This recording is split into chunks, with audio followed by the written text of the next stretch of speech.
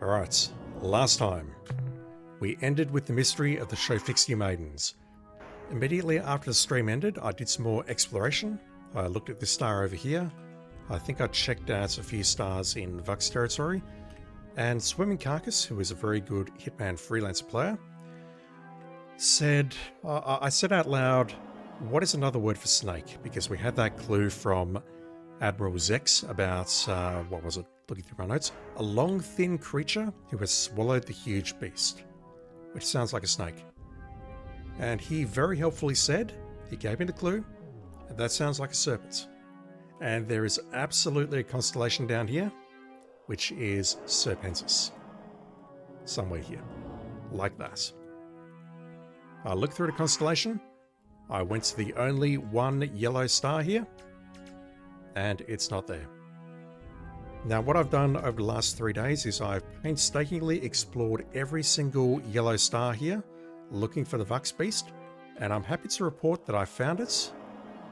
It's up here.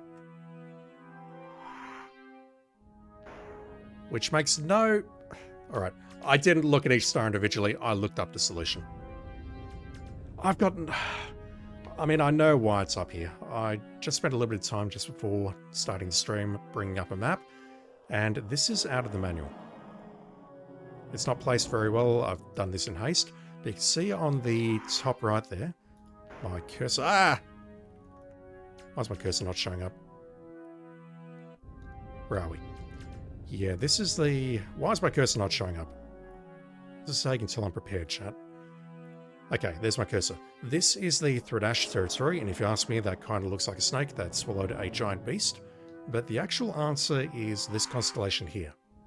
This here is supposed to be a snake, and it sort of swallowed something there. Yeah. I, quite frankly, don't buy it either, so I'm very glad that I looked up the solution. Now, apparently, if you are not smart enough, intelligent enough to figure that out yourselves, because, chat, I don't doubt that you didn't figure it out either. You're not as smart as me. I'm digging myself into a very good hole here, but whatever. There are two other ways you can figure this out, apparently. And the first way is to speak to the Thredash, become friends with the Thredash, and have a chat to them, and they'll tell you of a great beast at that star.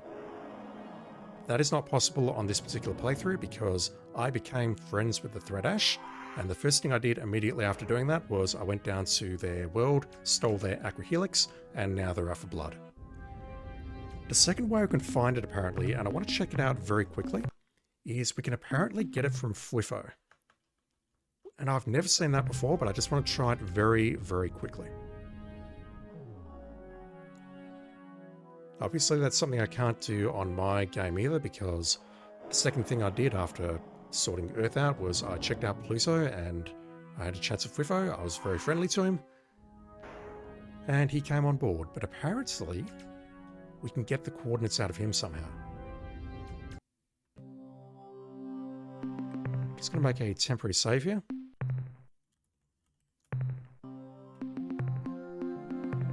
And we'll go down and have a chat to him. After he murders 8 of our crew again.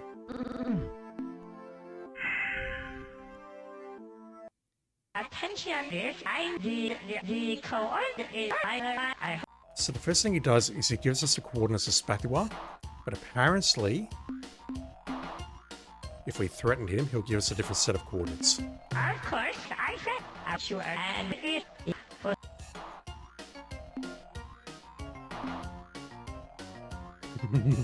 We suggest you immediately perform whatever cultural practices are customary to your species preceding death. It kind of sounded like a Korah. Certainly most gracious destroyer, as is well known, before departing this mortal helix, all Spathi must complete the short brilliant ritual of Wadi Wada to be assured of a secure afterlife. And by allowing us to fulfill this requirement, you too shall be granted immortality in our beautiful afterworld, which is absolutely guaranteed to be free of similarly immortal monsters who would otherwise eat the both of us. Jesus Christ. You may begin your ritual, and if I might make a small suggestion, be done in less than 2 minutes. I've never seen this before. I've always been nice to Fliffo. Grief and woe! Certainly a destroyer of innocence as well travelled as yourself must know that the formalities of Weziwaza are invalid unless performed on the large moon orbiting our homeworld, Tatewa, which is only 143 light years distant, and, if I remember correctly, is especially beautiful this time of year. Shall we go over?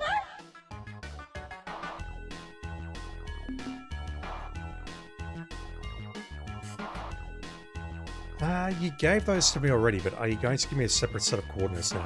My most wonderful planet, Spatiwa, circles a safe distance from the orange giant star UFO, which is at hyperspace coordinates. Hey, wait a minute! Is this some kind of homosat trick to get the location of my homeworld, so that you can visit it with devastation? Just tell me the coordinates. I see. Very well then, your threats have convinced me to reveal this secret. Spatiwa is the first planet out from the star at hyperspace 570.4 by 979.5. My ichors pulse through my body with unusual ferocity. Your arrogance has whipped me into a violent frenzy, and I am compelled to engage you in a preemptive defensive action. Now, you shall never learn my important secrets, such as the location of the orange giant star around which my home planet orbits. Oops, dang, you made me give that away! Captain, if you somehow survive my attack, I have one sincere hope. That you may soon be devoured slowly by an ugly, flat-toothed herbivore. You've got one crew, dude.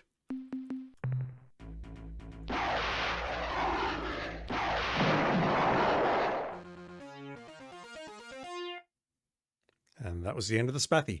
I think from this point on, even if you do that, you still got the cipher, so you can still go to the homeworld, the actual homeworld, and have a chat to the High Council and become allies with them. But that is one of two ways, other than speaking to the Threat Ash, that you can actually get the direct coordinates. Otherwise, you got to figure that shit out yourself, and if you can do that, quite frankly, you're a liar. Gypsy Claw, where did I find this? You mean this game, or just this stuff about how to find those coordinates?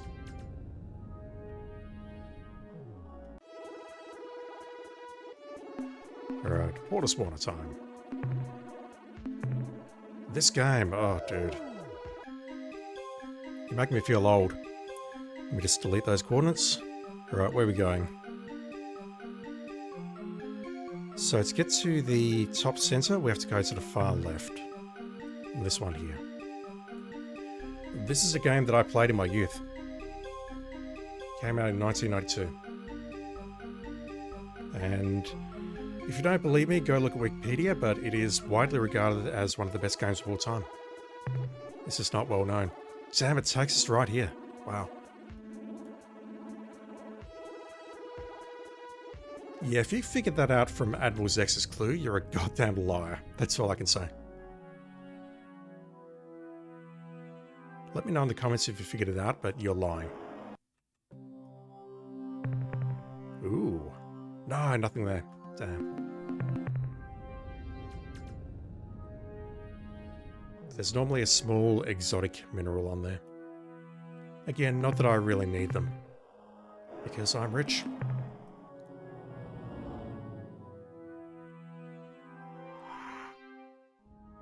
Alright, it's down here apparently. If it's not down here, I'm just going to rage quit. Alright, minerals are trash. Lots of biological contacts. And yeah, you can see a rapidly moving dot on the left-hand side there. Most of them are pretty sedate, but there is one that is moving around below me. That thing there.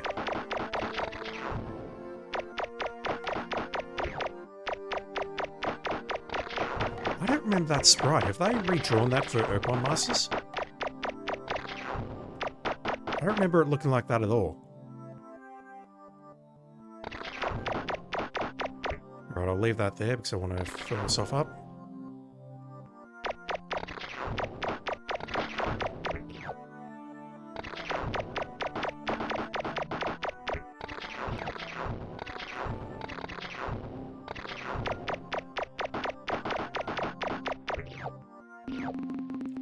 Report from surface. We have finally trapped the hideous beast, which has been so hard to capture these past few days. Days? Lies. I swear, we emptied our stun batteries into that thing over a dozen times before it even slowed down. A few more shots to its barbed head, and it went down, but we only had a few seconds to get it into the magnetic restraints before it started thrashing around again. Even as I make this report, that damn monster is shrieking like a steam engine and trying to tear its way free. I hope we know what we are doing, bringing that thing aboard. If it gets free inside the ship, Captain, well, I just don't want to think about it. Returning to ship. Alright. Yeah, I was off stream for 45 minutes, immediately after finishing the previous stream, trying to figure that out with chat, and yeah, it ended poorly. Where can I go? I can go to the right of the Vux, that's probably the closest area. We can't use that here, what am I thinking? I need to get into hyperspace first.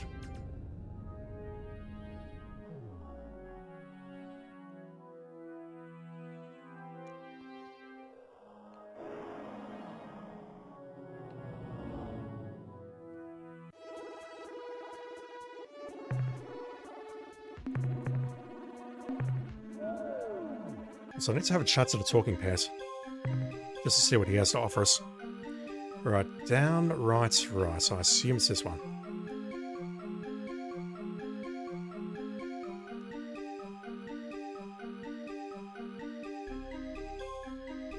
Yeah, just to claw. This little dimension here lets me traverse the map without having to spend time and fuel, because this is slow. Where was the Vux homeworld? Looking through our notes.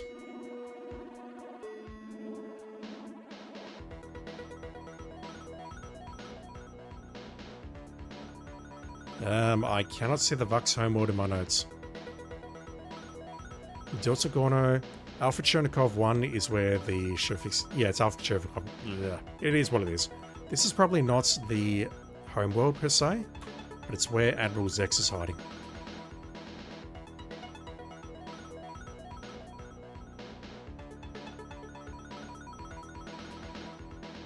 Yeah, I've got Alpha Chernikov 1 Showfixy females, which is what I'm here for, but I don't have the word Vux associated with it.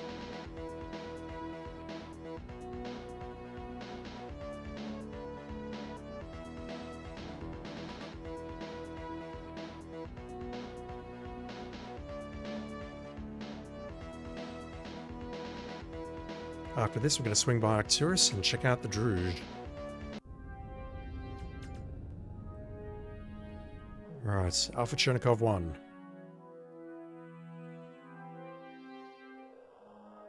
We started here today. Hopefully this is the last time I have to visit this world. Let me save over this one. Come to retrieve the Showfixy maidens. Captain, you are back so soon. We had better be discreet. Or my countrymen will begin whispering about us. And hopefully this is the last time I need to speak to this dude. We've captured the hideous monster from Delta Linus. Let us make an exchange, because we can't get them using force. That puts us up against an unlimited number of intruders. Ah, a most excellent piece of news. My chiton rasps and moistens with excitement. Fucking I've ew. been looking forward to this for so long. My subordinates stand ready to receive the beast from your ship, Captain. Effect its transfer, and then we shall give you the maidens you desire. Aren't you forgetting something? Wrong button. Oh yes, no problem. Even now my subordinates are bringing them up from the surface. So let's not waste time. Send that delightful beast over immediately. Alright, you can have him. Ah, my new child is on board. Such a big one, isn't he? And so frisky. I am delighted beyond words that you have given me the beast, Captain. But I am afraid that there has been a slight change in our plans. Regrettable but necessary. You scoundrel. Oh, my beautiful, luscious human. I had thought that the hideous, violent monster you have given me would complete my collection of ugliness, my menagerie of monsters. I was wrong. You, my human love, are the most vile, the most fierce, and wretched. My collection could never be complete without you. I need you, Captain. Ugh. But alas, I fear you will not give your consent willingly. Am I right? Therefore, Sub-Commander Dax, terminate communications. Warm up my modified intruder. Engage the precursor warp nullifier. Which we know is a hoax. Prepare for battle. Sub-Commander, why has my main console become inoperative? The transmit mode is locked. What do you mean the central system computer is damaged? How? The beast? Escaped? Uh-oh. No, Sub-Commander, this is impossible. It couldn't escape from our strongest containment system. It's what? Decks 5 and 6? 11 crewmen? Sound the alarms, you fool. Where is it now? Engineering report. Engineering. Sub-Commander, seal bulkheads. Sub-Commander, are you listening to me? What are you staring at? Pay attention, Sub-Commander. Give me a report on its position. What are you staring at? Behind me? What?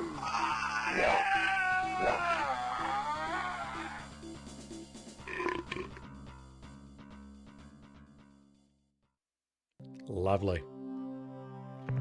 Alright, let's go find these maidens.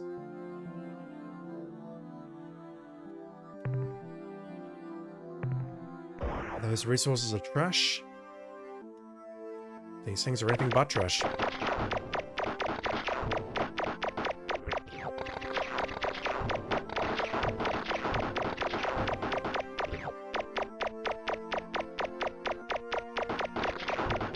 Yeah, shortly after this I'm going to need to visit the Melnorme and trade for the historical information. I've got more than enough biological data, but it can never hurt to have more. And then any biological data that I've got left over, I can just invest into fuel.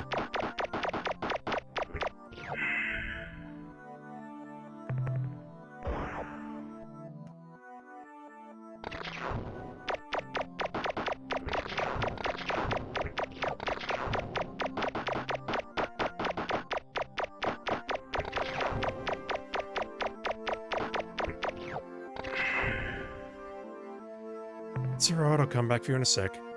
Mind you, you're in suspended an animation, you can't tell.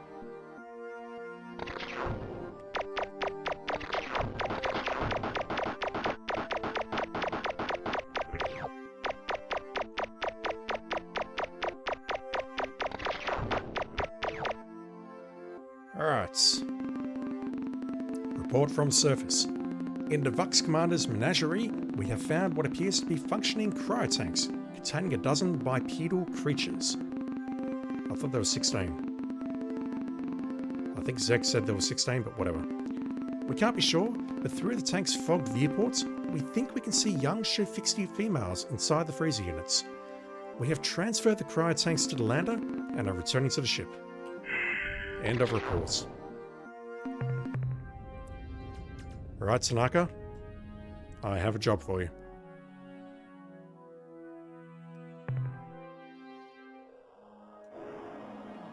I don't think there's a quicker way down here. Actually, it's in the middle here, isn't it? Right there. Do I have a quicker way there? It's only 21.6 fuel. Screw it.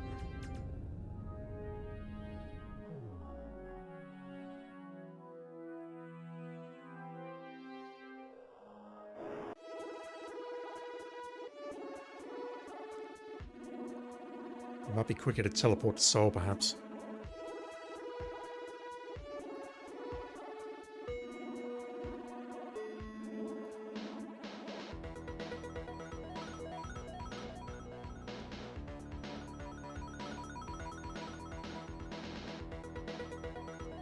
Jitsu Claw, if you were there, I have to ask, have you played this game before?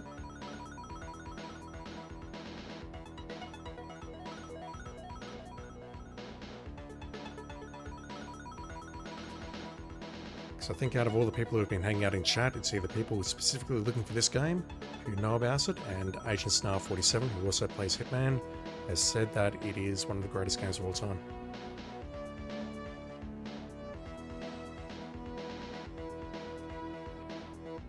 It's basically just a really cool adventure game. I've clicked off there, unfortunately. Let me click back in there. Alright, Tanaka. I have a job for you. I think you'll like it. Greetings, Captain. It is good to see you again. Why are we saying no ways?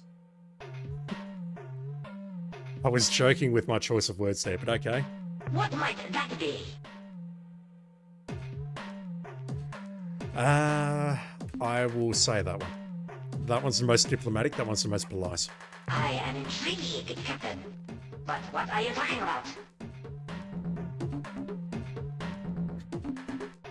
This is terrible. It's very funny, but it's also terrible. We have attained some females. Great reaping mouths of happiness!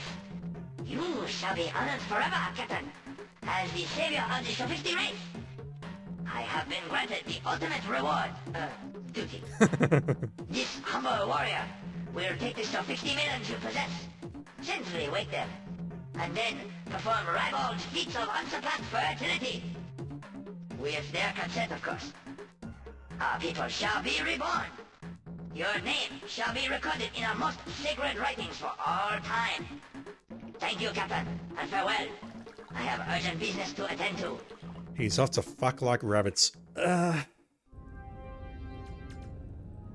can't help but imagine, though, how are you going to perform that in that tiny little scout?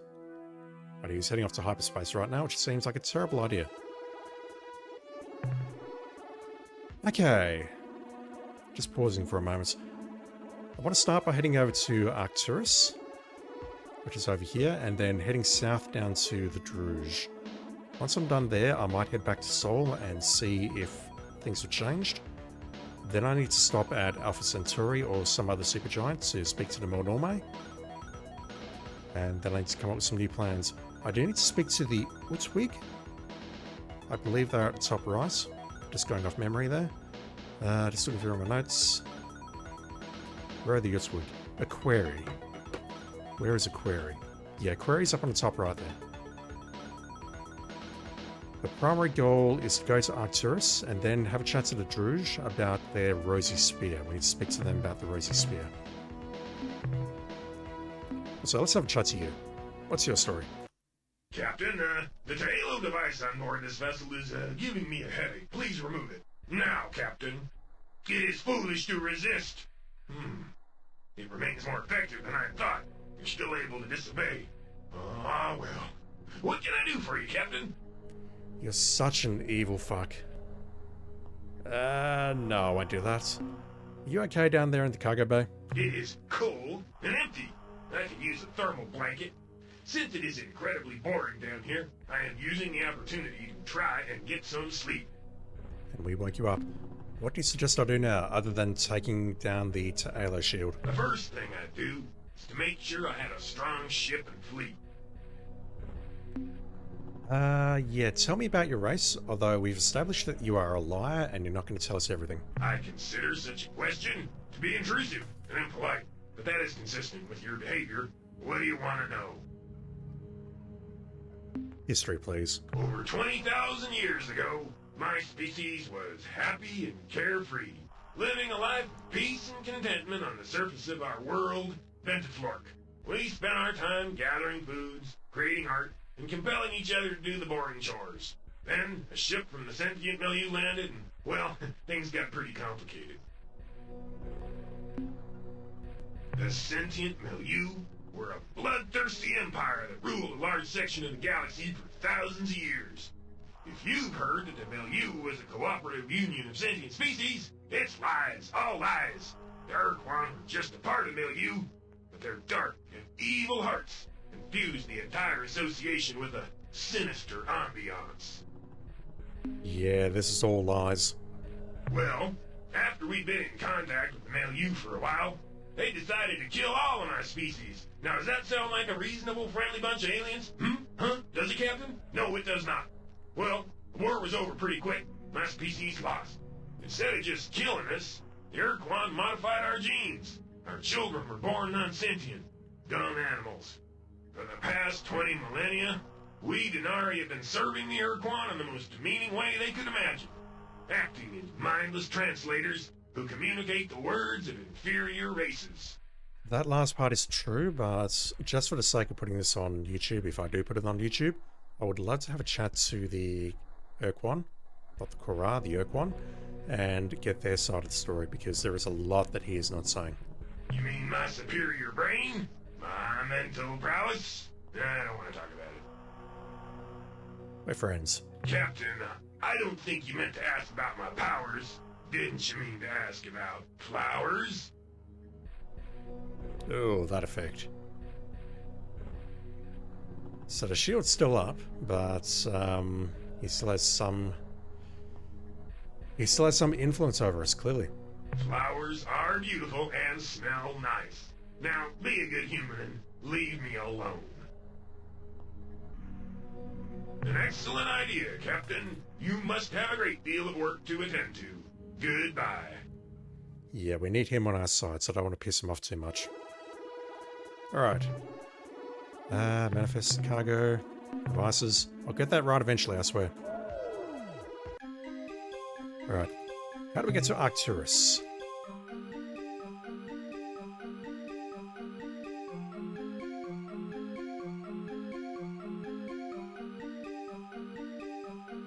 I can see top left corner, top right corner, right edge upper, right edge center. That is this one here.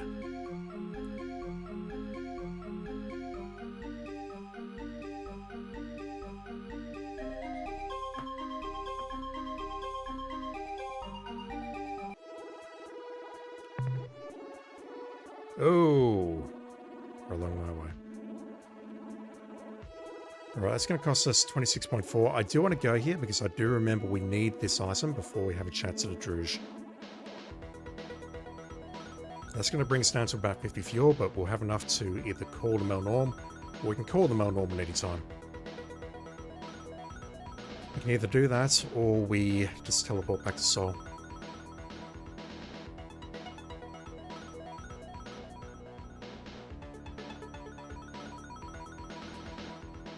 That ship on the right is most likely a Druge Mauler, another ship which is virtually impossible to control, but the AI is... oof. The AI is good.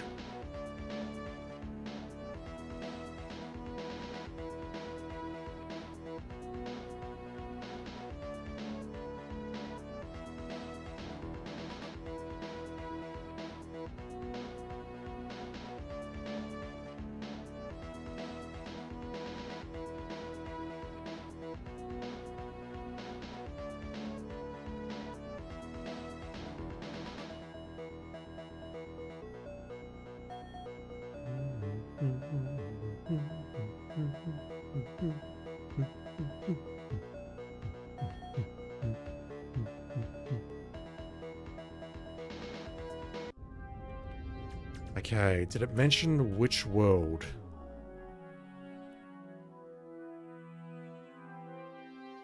Looking through the notes.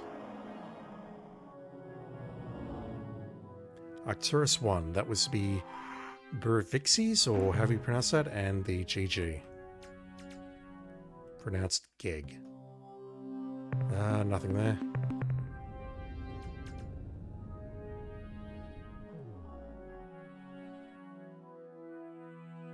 Again, I don't really need resources, but I'll take a quick look. Gastrite? No, not a gastrite.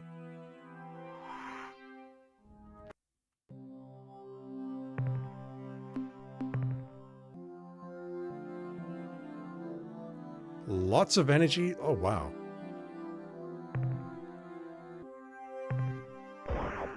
I do remember what I need to pick up from here, but I don't remember all of these cities here.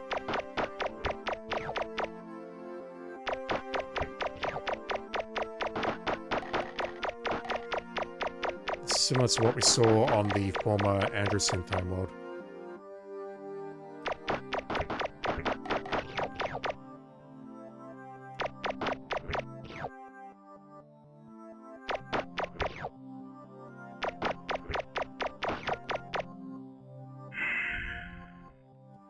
And just grab the rest. I've got to be careful about my fuel use. Well, again, I don't. I can call a Melnorm using the caster, but I want to be careful about my fuel use.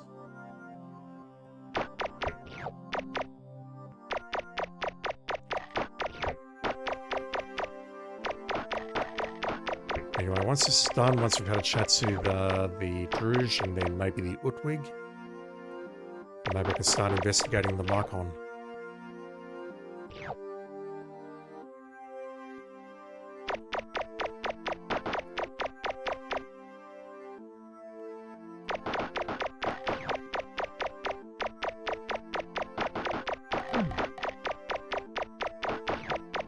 Lost a crew member. Alright, what have we got? Couldn't even bother waiting for this. Report from surface. These ruins seem to be remnants of a civilization which called itself the Burevixi. All their cities have been reduced to radioactive slag by some form of energy weapon similar to the Ur-Quan's fusion blaster. From evidence we have gathered here, we can conclude that this entire civilization was destroyed from orbit sometime in the last 8 to 12 years.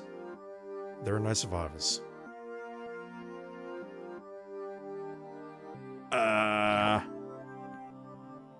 Didn't want to pick that up, or that, or that, or... Alright, fine. There aren't resources hiding behind here, it's just being difficult. Where is... Am I not in the right place? Yeah, it's all good. Thank you, Gypsy Claw. I really appreciate you hanging out, dude. I know what I'm looking for. I remember what I'm looking for, but I don't see it here. There it is. More biological material. Holy crap.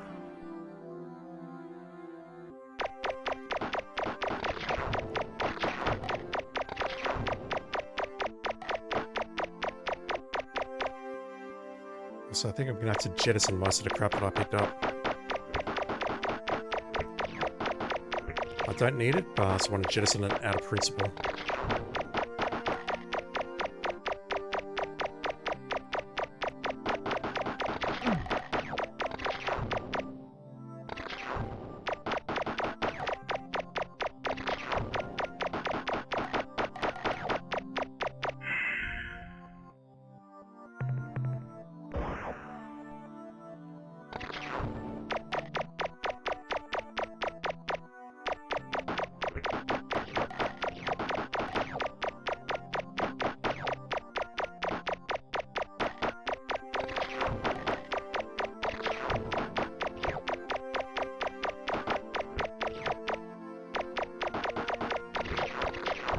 That'll do, then I'll pick this up, whatever it is. I know exactly what it is, chat. It's a very important item. Report from surface. We have found an immensely powerful hyperwave transmitter here on the surface of this moon. It is sending a strong hyperwave signal outward into the unexplored anti-spinward region of the galaxy. Since this equipment is extremely valuable and we have found no sign of any intelligent life on this moon, we have decided to disassemble the transmitter and bring it back to the ship. And you know what? I think it'll be quicker for me to go back to Seoul and then teleport back in. That'll actually give me a chance to speak to the commander and he can give us a report on what this thing is. I should have asked for his opinion on the Shofixi Maidens as well.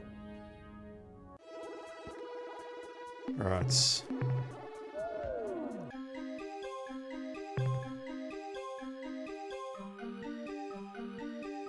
Unknown my ass. This takes me directly outside Seoul.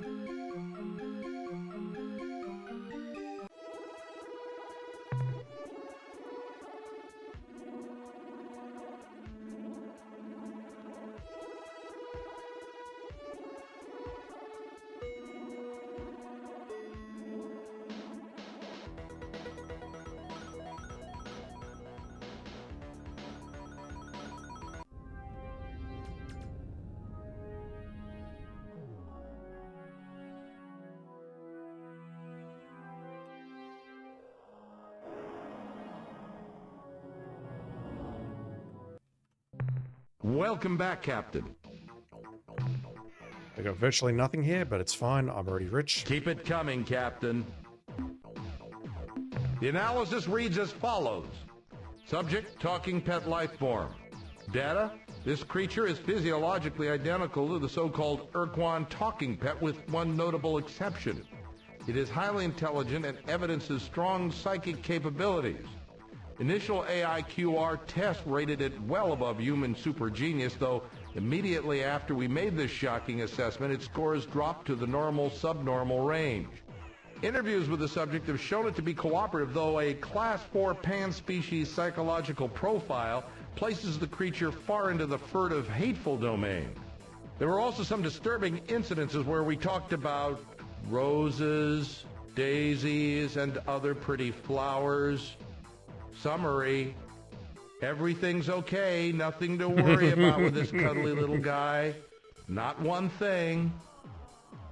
The next entry in the You analysis better psychic is shielding, dude. Subject Aqua Helix device. Data: this device is composed of a light blue super hard substance which rates Mohs 13. The object is composed of a flat ribbon of homogeneous material approximately 1 meter in length, and it is twisted in a perfect helix.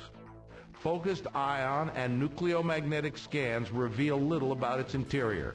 Summary: unknown design, unknown origin, unknown function. The next entry in the analysis is Subject Hyperwave Broadcaster, unknown design. Data: this technology is new to us, but though a bit primitive by Alliance standards, is capable of generating a very strong signal. Summary: should you wish to call someone in hyperspace or send a message through a mile of steel, this baby will do just fine. That's the end of our scientist's report. Functionally, it is identical to the Umga caster that we've already Farewell, got. Captain. But we're going to need it in just a moment. Right. Refuel. That's going to take most of our resource units, which means I might actually need to do some mining or blow up some enemy ships.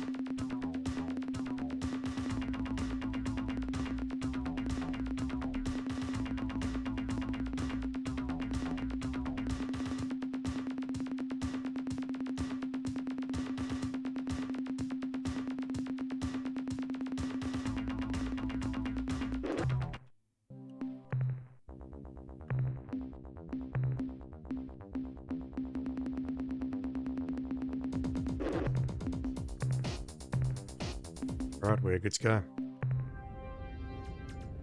I really don't want to reconfigure my starship again. One cargo bay is enough. I think what I'll do is go here first, and then we'll have a chat to the Druge. And then check out the Utzwig.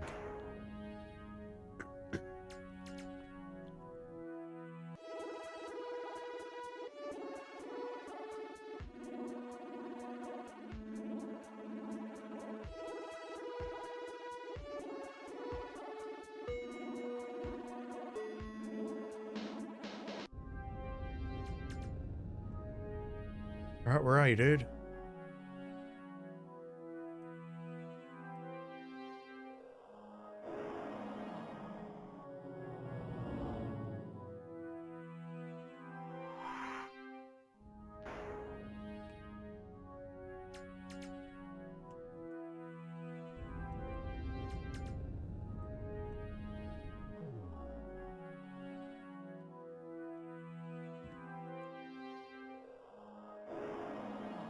Alright, what have you got for me?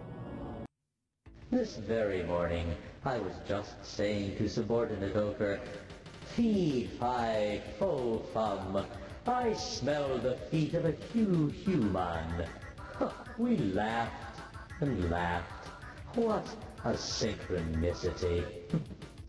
Now, what can we do for you today? Information. What would Do I have that? your ship's log indicates that you discovered the whereabouts of one in what I don't even remember which one that is. the three. Okay, we are rich.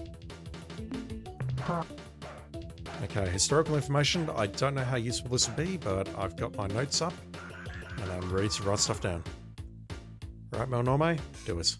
Almost 25,000 of your years ago, there existed near this region of space an association of star-faring races called the Sentient Milieu. This group formed over several thousand years to mutually enrich their respective cultures, to provide a safe creche for emerging sentient species, and to afford themselves a degree of protection from external hostilities via military alliance. Of the 7 most active milieu members, the most famous race, indeed, you know them well, Captain, were the Ur-Quan. The Ur-Quan evolved on a harsh planet, orbiting a star outside this region of space. They were solitary predators, like your praying mantis, Captain, or polar bear, who had a very limited set of social behaviors, most of which dealt with sex, since they had to compete for survival against many physically superior species. The Ur-Quan evolved intelligence and tool use in much the same way as your own species. The Ur-Quan also learned to master their fierce territoriality, to build a cooperative planetary culture. When the Ur-Quan were discovered by the Taeo, they had just begun exploring their solar system in crude atomic vehicles. Although the Ur-Quan attacked what they thought to be an invader, the Taeo were patient. They explained the purpose of the sentient milieu and offered the Ur-Quan membership. The Ur-Quan recognized the benefits that such a system provided, and once more conquered the hunting beast within themselves, to become cooperative, productive members of the milieu. This lasted for several thousands of years. This is all very interesting, but it doesn't give me any coordinates or places to visit. I'm surprised Upiuchi hasn't been mentioned. Just over 20,000 years ago, when your ancestors were learning to chart the course of the moon and stars on animal horns. And snakes. The sentient milieu spanned 500 light years and included the membership of 100 worlds. Like all other star travelers, they had discovered ruins and relics of a far more ancient culture, which your species calls the precursors. Explorers from many species spent their lives trying to piece together this ancient mystery, but of all races, the Ur-Quan were the most bold adventurers. Their scouts, flying single ships, penetrated far into uncharted space and landed a million worlds. On one such mission, a young Ur-Quan made planetfall on a small, life-bearing alien world to identify some anomalous energy readings, occasionally a sign of precursor installations. Instead, the Ur-Quan found a small, hideous creature, a Dinyari. Before the scout was able to defend itself, the Dinyari creature took control of the Ur-Quan's mind and commanded the scout to place the Dinyari aboard the Ur-Quan's ship, along with hundreds of its evil brood. Then, the Ur-Quan returned to the heart of the milieu, landing on its capital planet. Within hours, every resident of the planet was a Dinyari slave. Within a month, Dinyari-compelled starships had spread the evil, psychic creatures across the entire milieu. that folk that I spoke to in my cargo bay didn't mention any of this. How odd. When the Dinyari took control over the milieu, one race fought back, the Ta'el. These slow, quiet creatures were silicon-based life forms, but bore little resemblance to the modern Genjesu. Ta'elo were natural immunes to the Dinyari's psychic compulsion. They were unaffected by the creature's power, and the Dinyari would not permit anyone to exist outside their control. So they ordered the remaining races of the milieu to attack and destroy the Ta'elo home planet. This planet was one of the few milieu worlds located in this region of space. Will it give us some coordinates? believe Yep. You call their star Delta Vulpetrae. Their home was a moon revolving about the second planet. I'm sad to say that the Ta'elo were indeed eliminated. However, at the time of their devastation, they had completed a device which they thought would give other races psychic immunity like their own. What happened to this device, this shield? It's hard to say. Maybe it was destroyed in the attack on their homeworld. Maybe not. Can you not tell that it's in my cargo bay? Yeah, that was at the Ta'elo playground, and we got the coordinates or the location from the oars. So we've already got that. In the Dinyari's new empire, the Ur-Quan were the favored slaves. This is probably because the Ur-Quan were the most psychically sensitive, the most easily compelled. As the centuries of Dinyari dominance passed, what was once the sentient milieu deteriorated and degenerated into a great galactic gulag. Alien races which did not serve with the efficiency and speed demanded by the Dinyari were ruthlessly burned from the faces of their worlds. The agents of this genocide were inevitably the Dinyari's favored pet, the Ur-Quan.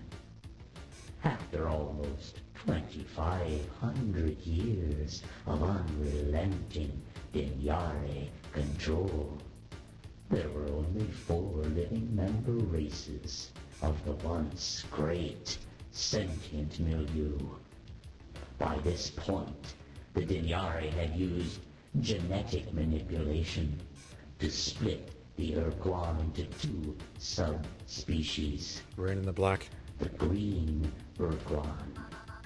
Scientists, technicians, and administrators who were responsible for maintaining the limited infrastructure of the Dinyari civilization. And the black Ur-Quan, who filled the ranks of basic laborer and combat soldier. Then, a chance discovery by an Ur-Quan named Kazerza led to the violent overthrow of the Dinyari slave empire. I've always wondered how that was pronounced. It sounds like Kazerza. Yeah, we're going to hear the gory details now. Cover your ears, kids. The Ur-Quan named Kazerza was a green, a researcher specializing in repairing the mental damage inflicted by long-term exposure to the Dinyari's psychic compulsion. By this point in history, the Dinyari had grown lax in their dominance, and on occasion accidentally permitted their slaves moments of self-direction. Kazerza was able to use those few scattered minutes to compose a theory. From its observations, Kazerza realized that when a slave died, Dinyare disconnected from the slave's mind, lest it too be dragged down to death. Further, the Ur-Quan scientist uncovered the fact that when a slave underwent great pain, the Dinyare temporarily disconnected, but that the degree of pain had to be extreme, nearly lethal. Kazerza chose its moment carefully. It waited until it was near an open transmission unit. Then, in a short moment of mental freedom, the Ur-Quan injected itself with a dose of acidic poison, sending incredible waves of pain through its long body. In the few moments before its death, Kazerza was able to wrest control of the transmitter to send word of its discovery across the planet and into space as well. Before the Dinyare knew what was happening, Ur-Quan everywhere were hacking at their own bodies with chunks of glass, burning themselves horribly, doing anything that would give them the few seconds of freedom necessary to find the nearest Dinyare and crush the bleeding creature. As they gained longer and longer periods of control, the Ur-Quan developed new tools and weapons to destroy their evil masters. The most gruesome of these devices was the excruciator, a mechanism which was inserted directly into the brain and generated a constant stream of agony. The Dinyare could not bring themselves to make the necessary mental connection with these tortured Ur-Quan. They were slaughtered by the thousands. The Ur-Quan slave revolt was won. We heard nothing of this from the talking pet in our cargo bay. Nothing. When the last Ur-Quan was free of psychic compulsion, when the last free Dinyare was dead, the combined might of the Ur-Quan starfleets met in orbit above the Dinyare homeworld. They had come together to make two important decisions. First, how to punish the few frightened Dinyare left below on the planet's surface. Second, how to ensure that never again would the Ur-Quan be made slaves. The first decision was made swiftly. The Dinyare would not be allowed to die. That was too kind a fate. Instead, the creatures would be genetically modified into sub-sentience. They would become dumb animals.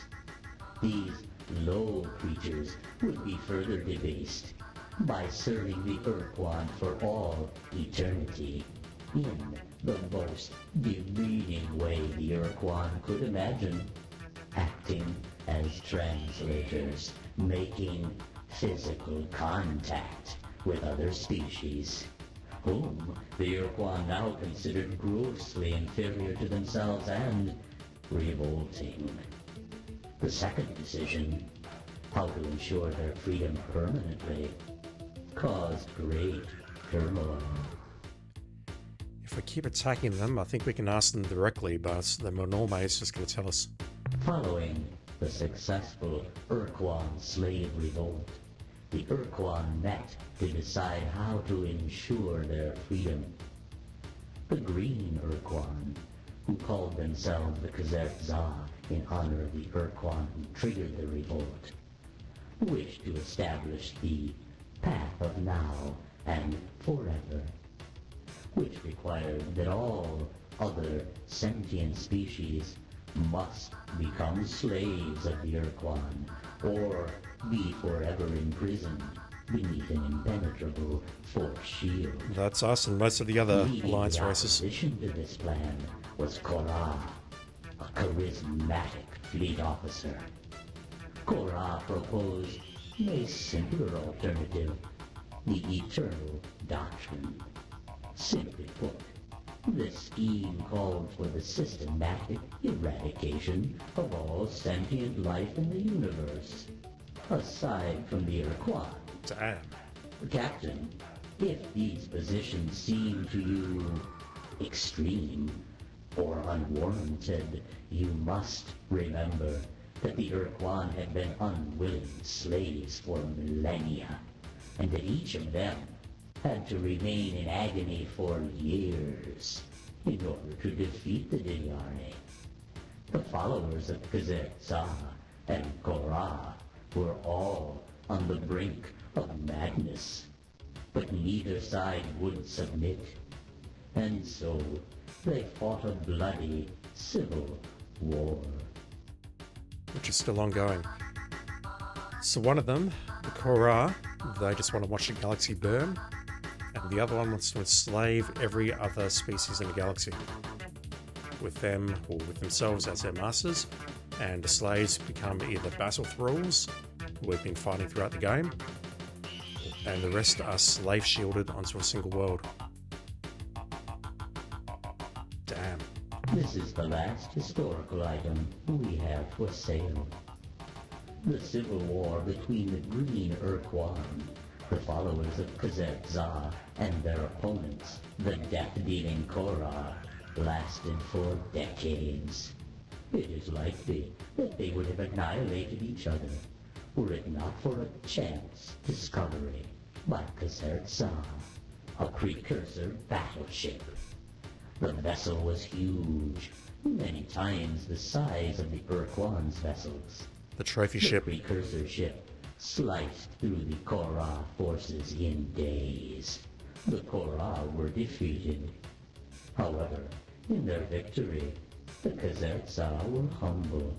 They realized that there was a chance that they were wrong, and the Korra were right. Instead of destroying the Korra, the Kazet-Za let them go, directing them to make their way through the stars, traveling against the spin of the galaxy. The Kazet-Za would travel in the opposite direction, and when the two Ur-Quan forces met, they would fight again in ritual combat, with the precursor battleship given to the winner. Captain, this is happening here and now. The Kazet-Za, the Ur-Quan who enslaved Earth, are fighting their ritual battle against the Korra in a large area centered near the Craterus constellation. If the Korra win this battle, Captain, the Kazet-Za will stand aside and let them kill us all.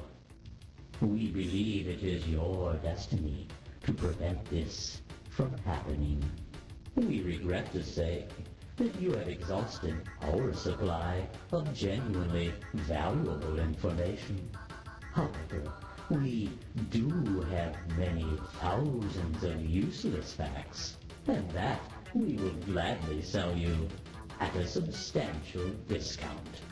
Are you interested? We thought not. But there was something else he said, and he's like, yeah, no refunds. And it was genuinely a useless fact. Right, I definitely had Craterus centered around conflict written down previously. I assume that's where the Sumatra is hiding. As you know, we carry a large supply of fuel on board, which is compatible with your engine system. We will be happy to sell this substance to you at a cost of 1 credit per fuel unit. I have 1,897 fuel units. Purchase. Lovely. Fuel transferred to your vessel. It has that. I definitely need to go back to Sol though to see how the show fixie are doing.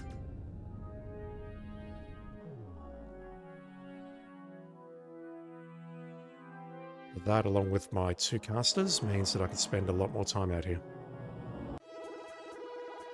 Alright. That was all very useful, but it's confirmed that this constellation here, wherever it is,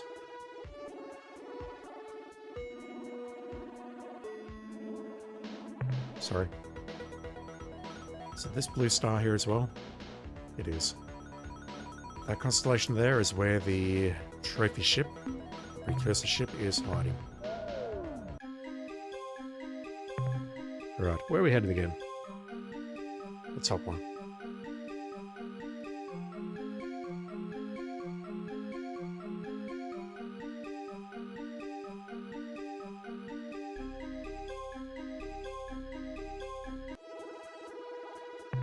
Right, we're looking for Zeta Persei. Right there.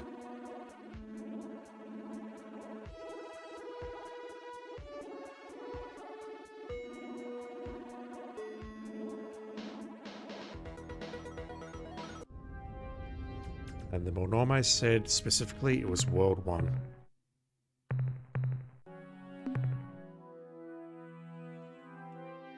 Those there are Druge Maulers. Incredibly dangerous ships in the wrong hands.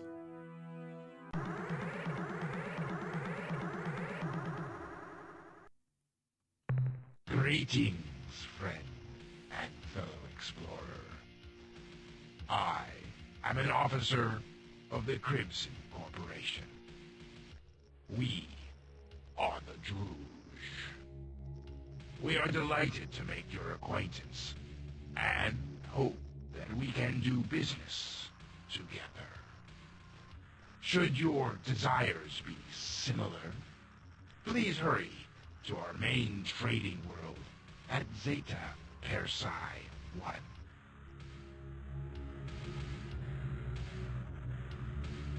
This music, your voice, everything about you gives me the creeps.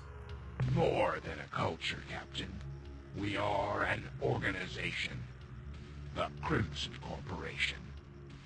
Our corporation seeks only to improve our quality of life, and does so via the dribble-down effect. Until we meet again. Please never use the word dribble again. Holy shit. Capitalists. Attention, alien starship. You have arrived at the central trade world of the Crimson Corporation, home of the Druge. Be welcome and take advantage of our excellent deal. Our sensors reveal that you have one of our more powerful hyperwave casters on board your ship. You can tell that. Have no fear, Captain. It was abandoned on the Burvixi moon, and by our law, it belongs to you. However, we are fond of the device and wish to regain it through trade. Give us the caster, and we will give you all the fuel your ship can hold. We note you possess the Vortex Spawner. In exchange for the simple device, we will give you 3 Mauler starships, and fill your fuel tanks at no extra charge. Those are both terrible deals. The Bavixi's caster for fuel is not great. It would be very funny if we came here with nothing but fuel tanks and then traded it and then went back home and sold all the fuel. Could probably make a killing by doing that. But no, that is not worth it. We can just purchase fuel using the Mornorme credits. The Mauler is garbage in my hands. In the AI's hands, it's excellent, but in my hands, it is a load of garbage. Alright, what can you tell me about this trade board, sir? This is the heart of our operation. The vital core of the Crimson Corporation. 1 million deals are made here each day. Perhaps more. You would be wise to take advantage of all our services, Captain. You will not find better deals anywhere. I'd like to make a purchase, please. Since this is your first time trading with us, Captain, allow me to explain our standard operating procedures. We will sell you fuel, ancient artifacts, even our own Mauler starships. All that we ask in return is that you assign some of your crew to serving here in our trade world on a permanent basis.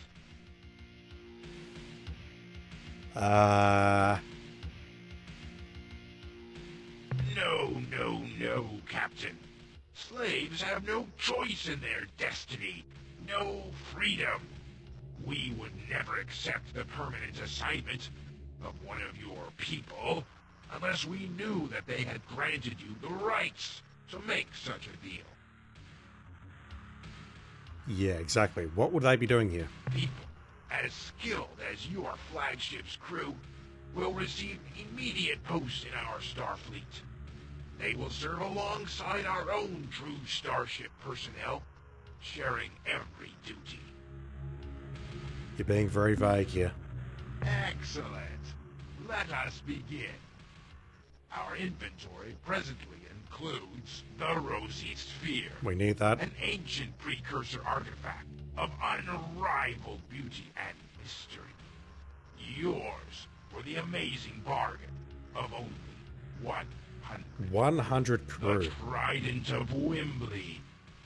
Not just one, but fully 3 mystic prongs give this artifact its awesome capabilities. Are you strong enough to master its power, or will it master you? Cost? 100 crew. The glowing rod.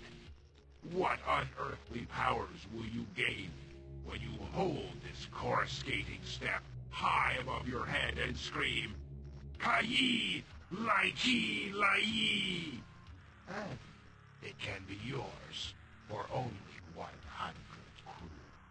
As always, we also have an unlimited supply of exceptional, high-performance starship fuel at a cost of 10 crew for 10 units of fuel, as well as a freshly assembled Mauler starship, which we will trade for 100 of your crew. All of these are terrible. I do not wish to sacrifice my crew here.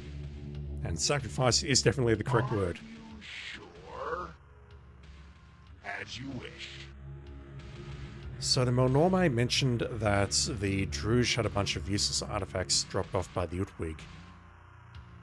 The Druge were trying to get the precursor bomb or whatever it was, but the Utwig gave them a bunch of useless crap. I think from memory all of that is useless crap except for the Rosy Spear, which we absolutely need. We are prepared to make a deal. The Portal Spawn is incredibly useful. That thing is also incredibly useful, but the Umga Caster is our backup. Captain, a special deal. A bargain unequaled. Instead of the usual payment we would give for this item, what would you say to a different exchange? We would like to trade your commodity for a highly valuable precursor artifact, the Rosy Sphere. Yes, please. Its origins are filled with wonder, and its powers are uncontestable, though subtle. What is your response? Tell me more. Its genesis is lost in antiquity, along with the race who created it, the marvelous precursors. Note how the device glows, how it throbs, pulsing slowly, bright, then dark, like the heart of a slumbering god. Captain, this artifact has been in our possession for eons. Vast brutal wars have been fought over its possession. The offer we make to you here today is quite unique. Do not make a hasty choice. I accept. Ha ha! You are indeed a wise young human. The rosy sphere is yours. I'm definitely not selling that. That is a terrible deal. Very well. And purchasing anything else will make the commander very, very upset with me, and it will drive crew costs through the Return roof. soon, Captain. Your patronage is appreciated. We'll find out why very shortly. Swimming carcass! How you doing? Did I ever figure out the thin snake thing? No. I looked it up. Just because you've joined me in chat? The thin snake thing is, of course, because of course it is, it's this thing here. That one. And the logic behind it apparently is the star map in the manual looks like this. Ah! Not that. And there's a Thredash. There's a constellation we're looking at. And the clue here is that that is a snake. And that is something that it ate. Yeah, I'm not a fan of it either. There's actually two other places you can get the coordinates. One involves speaking to these dudes who I already made friends with and then turned hostile. And then the other one was right at the very start of the game. If you threaten the first person instead of making friends with them, they'll give you the coordinates as well. It had nothing to do with the word serpent, and it was in the complete opposite side of the map. Yep. I genuinely thought you were onto something the moment you said serpents. I'm like, oh shit, it's Serpentis. It's clearly Serpentis. It has to be Serpentis, because that's what makes sense. And there's only one yellow star in that constellation. It has to be down here. Absolutely has to be. But it's not. You were wrong, but you are still number one in my heart, dude, so it's all good. We need to get out of here. I need to get away from this terrible trading world before I lose all of my humanity. Alright, so I need to have a chat to the Utzvig. Zeta Hyades.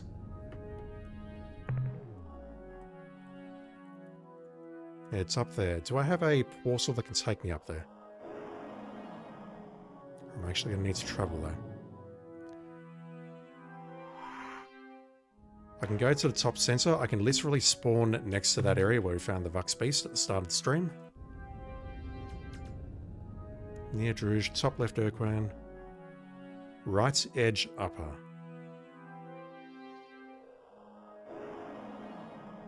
Alright, let's try that one. Bottom left left. Whatever that means.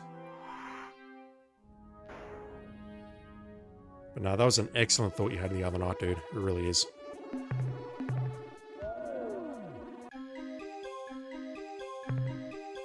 Right, bottom, left, left. This one here.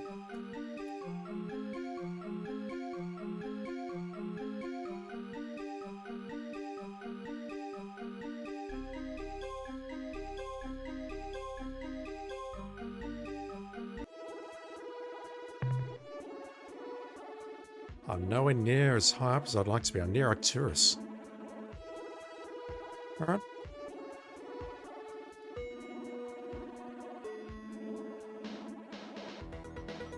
It's a fair distance away, but we've got all the fuel we can need.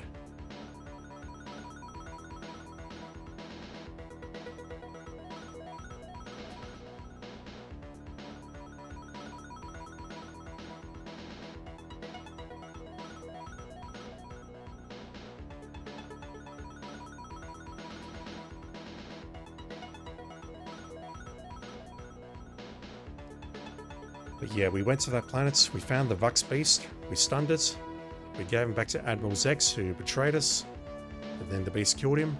We found the maidens, we gave the maidens to Tanaka, who is very, very happy. He has fucked off somewhere to do some fucking, and we're just waiting now. Jatsa, thank you for the follow just now, I really appreciate it, dude. Guessing you've played this game before, and yeah, just happy to see someone playing it.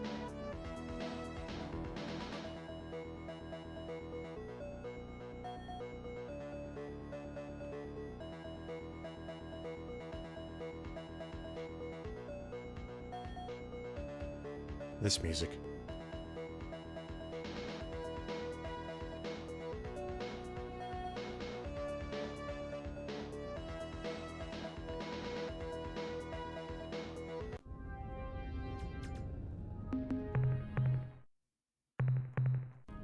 Right, which world was it?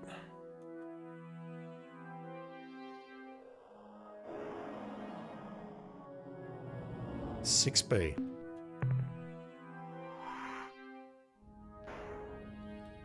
Can't count good. I think it's this one here.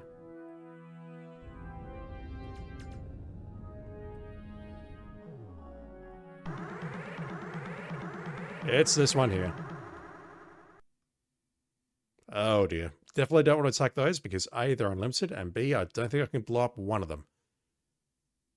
I think the only good counter to that ship is the Mernherm X form. And if you're using that in story mode, I'd like to have words with you. Attention, alien vessel! This world is under the full jurisdiction of the Ur-Quan Proctorate.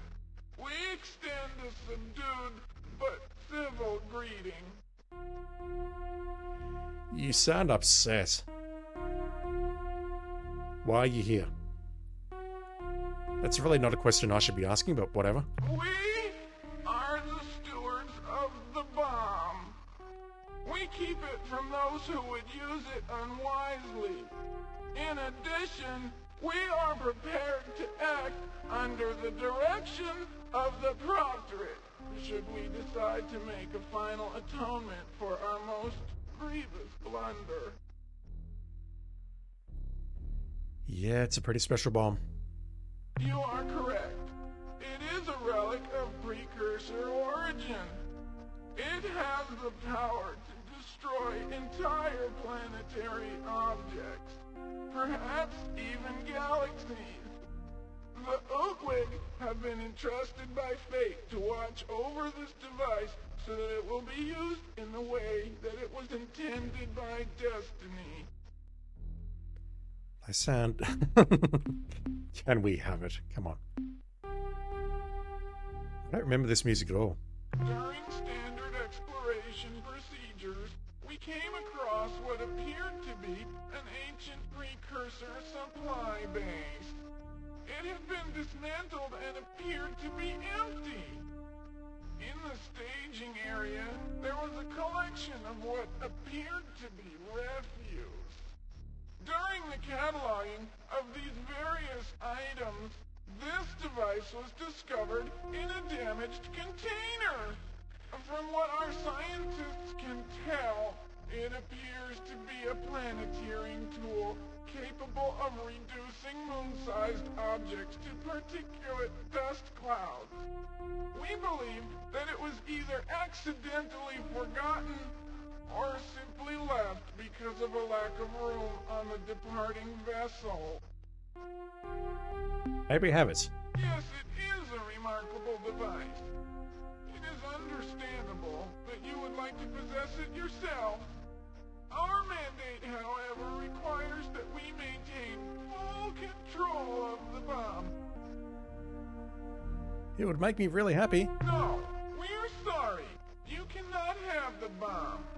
Besides being against our orders, imagine what would happen if for some reason our proctors decide to use it to destroy our civilization. How would we explain its absence? I'm getting out of here. Don't worry. Hey! I laughed! How could I do that? Now I sink into a depression that leaves me speechless.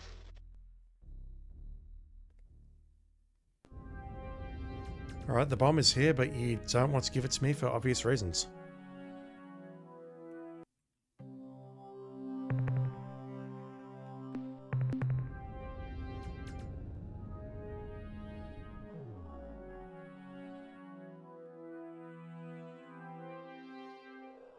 Rainbow World? No. Treasure World though, and you know what? I may as well fill up my cargo bay with that.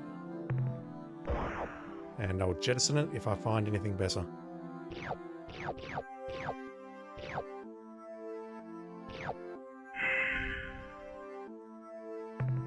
My one solitary cargo bay.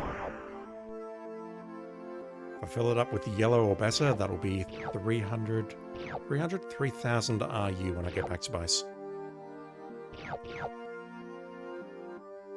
It'll be quicker and easier just to refuel using the Monorme. Right, how about we go out to hyperspace and see if we can chat with a normal Utzwig.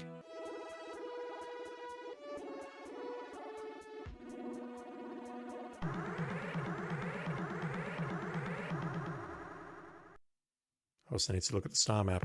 I suppose as a courtesy I should extend an appropriate greeting. On behalf of the Utwig Proctors, I truly hope for your sake that your day has been better than ours, although this really isn't saying that much. Jesus.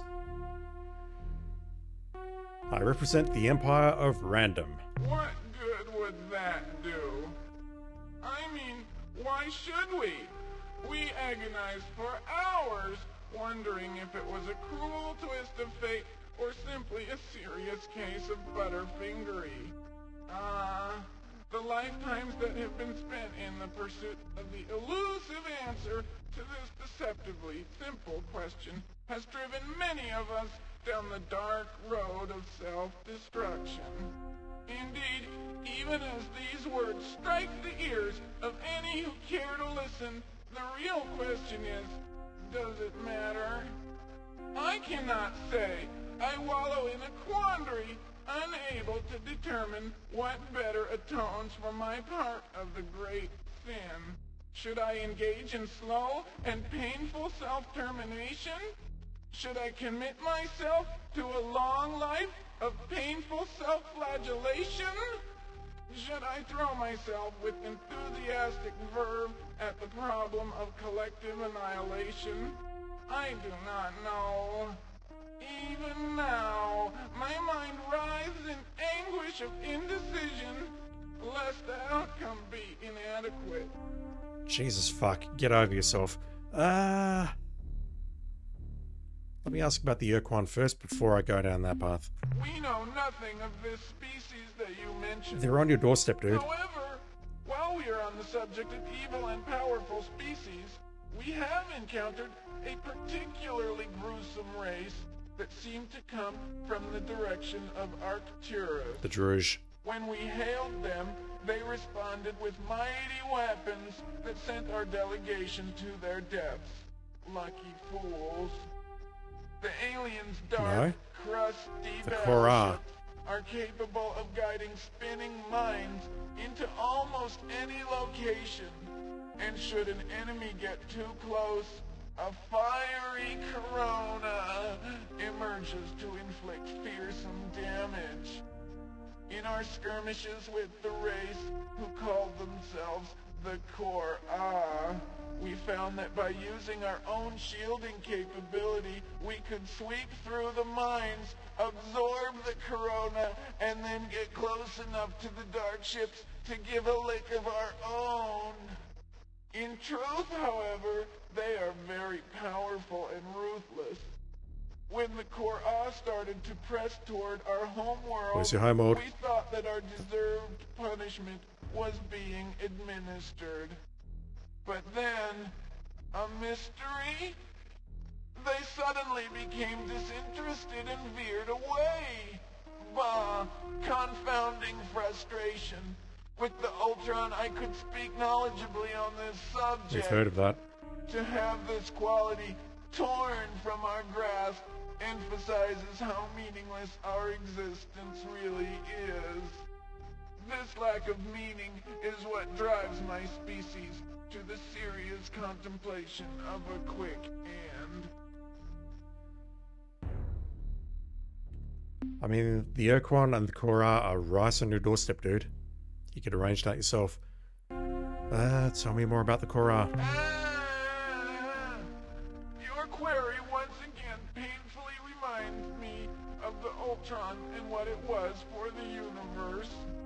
I could tell you all and correct all that is wrong in the universe.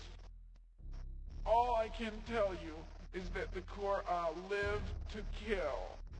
Their stated purpose is to seek out new life and new civilizations and then annihilate them. Yep, the eternal doctrine. We seem to qualify as such, and that is why it is puzzling that after pursuing us with some tenacity, they suddenly turned away and headed toward Craterus. That constellation again. All this speculation would be unnecessary if only we had saved the Ur-Quan. The Civil War. It would not have taken much. A diving catch, a thrown pillow, even a fuzzy wumpus would have broken the fall satisfactorily. Indeed, a panel convened to analyze the possibilities concluded there were at least 623 ways that the Ur-Quan could have been saved if we had been prepared. Let us cease our discussion concerning these matters.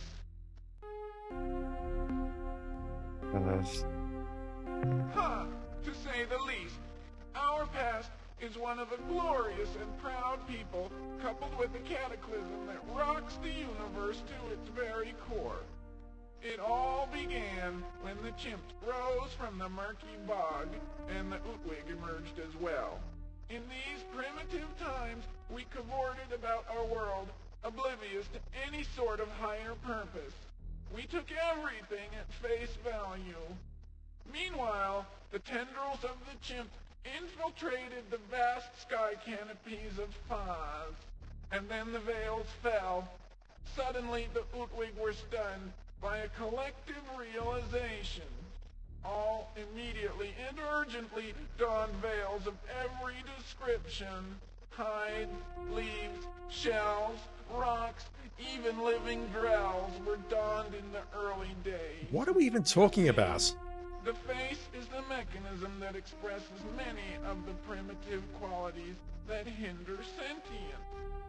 Now rid of constant reminders of greed, rage, hatred, and lust, the wisdom of the Utwig was no longer hampered by constant reminders of the primitive urge. Over many generations, mask etiquette was refined to a rock-solid foundation of our society. Sure, the morality riots were expensive, both in lives and infrastructure, but the result was better mask regulation. Specification from your basic mask of grueling but necessary activity to the most highly decorated countenance of stellar representation. These were clearly defined, recognizing the importance of flexibility. Clear-cut and efficient procedures for revision and redesign dealt with the few anomalies. From that moment, when we covered the source of our intellectual oppression, we knew that it was a grand purpose that defined our destiny. Are you still listening? Nope. Our entire development as a sentient species was coordinated to coincide with the appearance of a remarkable device, the Ur-Quan. We were oblivious to its tragic implication. So that purple thing that is your head is not actually a head. That's your mask or something that you're wearing. Although look at that, he just sort of screwed up his eyes a bit, and you can see some little wrinkle lines on the mask up here. It makes a lot more sense.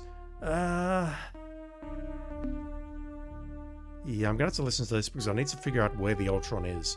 I don't remember if the other race has it or whether we need to speak to him and he'll give it to us. Alright, I'll try. But you know, it really doesn't matter. This VO is doing a good job at pulling me down. We have a famous Utwig saying, when one loses the reason for existence, one tends to get less motivated. You think? This goes hand in hand with the painfully appropriate credo, we broke it, so we are paying for it. Of course, this isn't really accurate. The situation is so much more hideous. Imagine, if you can, holding within your hands the answer, only to have it taunt you with its former potential, Ah, cruel irony. The loss of the Ultron grieves us all. The Mornorme told me how to fix it, and I've got all the items that I need to fix it. Where is it? It doesn't matter. Besides being of no concern to you, I find discussion of this matter, well, distasteful. The Ultron was not the only thing which assures total and complete meaning of life for you and I. It is universal. I'm sure that you two are aware of this thing, if only in legend. The Mornorme told me about it. Us all limitless power and knowledge. It has been since, well, rendered inoperative.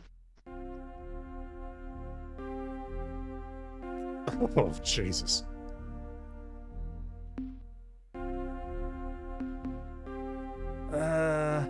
These are continuations of the conversation that we just had. In order for you to truly understand the situation, you need to know more about the Ultron. This is the other and its conversation. unique capabilities. You see, when the Druge discovered the Ultron, they knew that it was ours. The Druge were compelled by intrinsic universal direction to take it to where it has always belonged. They brought it to us. Oh, the Ultron.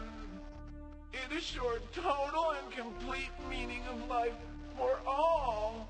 The universe. The Druge traded it to the With the Udwig. Ultron in hand, I could sense not only your motivations and desires, but your purpose. I could act upon these things in ways that would most likely seem mysterious, if not, well, daft. Years later, you would herald our participation in your development as the turning point for your species. The Druge were only one of the few to benefit in this way. Even now, they are puzzled by the way we rewarded them for the delivery of the Ultron to its correct place. He gave them a bunch of useless artifacts. 24 years, 2 months, and 3 days, they will all dance the dance of jubilation. Indeed, the Ultron has allowed us to fundamentally change the Druge forever. The Supox, too, received many benefits from our use of the Ultron. They can testify to its power. Where are they? Not doing those two? Yes, things were perfect. What happened is, well, it's difficult to talk about. But I saw it happen. I witnessed the Chin's-Raw celebration. I felt the Ultron fill the empty place that I did not know was there. I saw the Grand Proctor pass it to, well, they say that the chief crew did not know that it was so heavy and slippery. Perhaps it was a combination of factors. Some who have reviewed the records claim it was actually a conspiracy. The Commission investigation officially stated that the Ultron was rendered inoperative by the fall to the ground. Yet many feel that the whole story has not yet been told. As it struck the ground, I saw its glow fade, and then the painful void incapacitated all. All Udwig immediately donned the mask of ultimate embarrassment and shame, with the vow to wear it forever. So that's what you're wearing there. Bonfires all over Foz consumed all but this mask. No other mask was spared. The visage of ceremonial orations, in all of its contexts and revisions, as I'm sure you understand, all of the courting masks, from the clever and intriguing veil of flirtatious prancing to the infamous lewd monocle, all consumed by the hungry flames. Even the most fundamental fixtures were committed to this irreversible fate.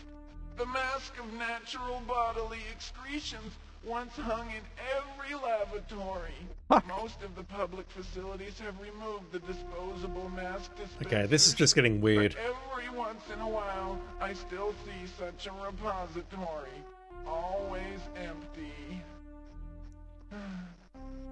At that time, many suggested that we use the precursor relic as a form of self-punishment. The proposal was that we collectively go to the second moon of the sixth planet of Zeta Hyades Been there. at coordinates 850.3 Been there. by 937. I was just there. And use the ancient planeteering device Jesus. to end our existence. Don't do that. After much discussion, we decided that we deserved to suffer. We can use the bomb if we ever decide the time is right. In the meantime, we atone for our grievous mistake with our collective misery. I suddenly sink into a chasm of depression. I must go. Jesus Christ. I don't want to say either of those things lest they attack me. I can't kill their ships. As do we. Go now with neither malice nor joy. How am I supposed to determine where the Ultron is? God, that was depressing. The way that... It's actually very well done. The voice acting there is very well done. It's not good voice acting and it doesn't make me happy, but it's very well done. I'll look at the Sphere of Influence in a sec. Just go away. Leave us to ponder our grief. Alright, I just saved. Let's try this out. It reminds me of when my pet dog Split ran in front of a rock chipper. You are kind. If we could wield the Ultron to resurrect your Splib, we would. But I suddenly am overcome with waves of depression. I must retire now to perform rituals of anguish. Waves of trauma. We've heard that. Let's find one more. I'll try that other option. Actually, let me load. That'll be quicker.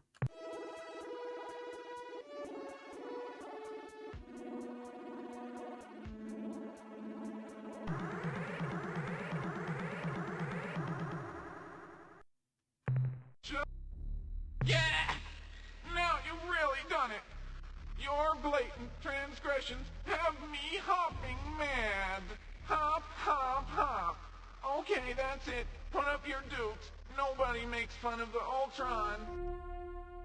Yeah, we're not winning this. I don't believe I have any ship that can win this battle. Maybe apart from the Kunk Fury, but that'll be a long shot. So, it was mentioned. Oh man, that thing could turn fast. Baby, stupid, Wow, idiot, actually it did damage. stupid, twist, So, idiot. this thing has a fantastic primary attack, which I don't want to see. But it also has a special attack where it uses battery power. And its battery power depletes, but it gets it back if it gets hit by an enemy attack. And that also acts as a shield. Baby, dodo, Like I did no damage there. fool, None. idiot, dummy, twit, baby, dummy, loser, The primary attack doesn't use power. It is a loser, ridiculously wimp, powerful ship. Worm, wimp, dummy, moron, fool, worm. I'm not getting any resurrections here. What happened to Twitter? Yeah, let's see if we can murder Twitter.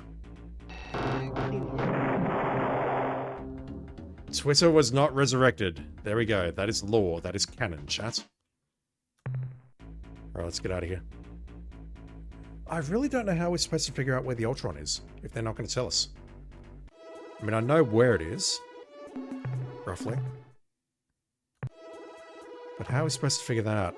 Oh, look at that. Supox are there. Okay, let's have a chat to the Supox. That answers all of my questions right there.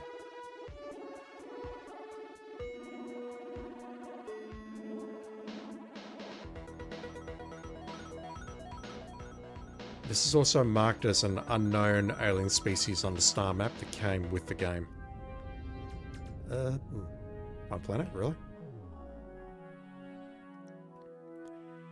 It's a white star. It could be incredible. I've got to check it out. Please be a large radioactive world.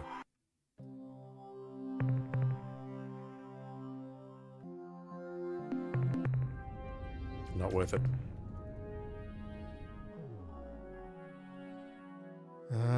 You know what? Let's just fly in and have a chat to someone in hyperspace.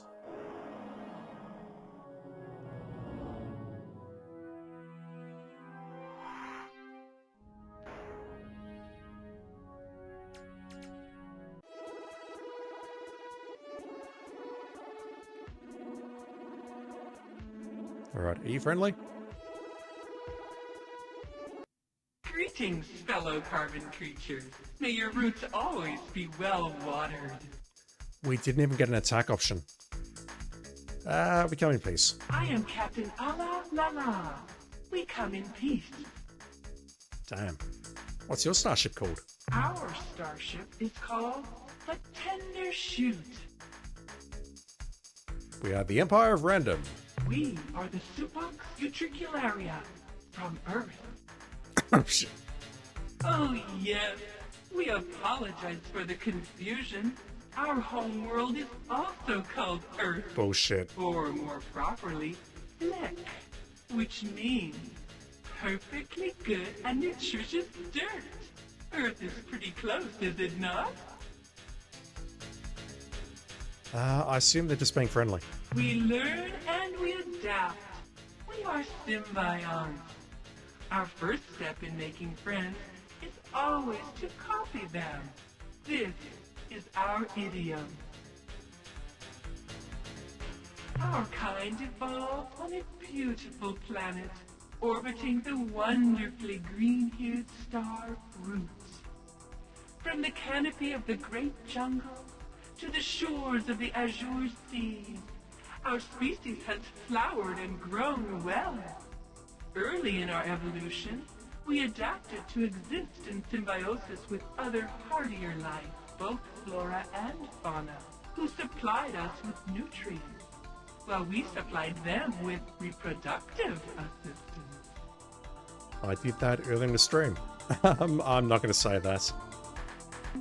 Oh yes, we have a strong cultural bond with the Utwig. They have been the foundation around which we have grown our starfaring culture. We are not only allies, but we are also friends. You should go meet with them. They could use some excitement. No, thank you. You see, they are a little depressed and morose right now. A little? Usually they are most festive and fun. We know the answer to that question, but let's ask them anyway. They broke their Ultron. The Druge, the cruel, sallow trading race who sold the device to the Utwig, called the device the Ultron, and claimed that it would give the Utwig superpowers. Unfortunately, the Utwig believed the Druge and bought the Ultron. However, the device did make the Utwig very happy. Of course, we didn't tell them what we really thought of the Ultron. That they were vapid fools to buy a piece of junk for a planet's ransom. We went along with the falsehood, and in doing so showed our own stupidity. Then, one sad day a few years ago, the Utwig Proctor dropped the Ultron They've been during depressed a for years. particularly energetic and festive ritual. Now the Utwig are morose and depressed. They feel they cannot ever achieve greatness because they lost the powers of the Ultron. They even gave the broken device to us, saying that they couldn't stand the sight of it anymore. Give it to me.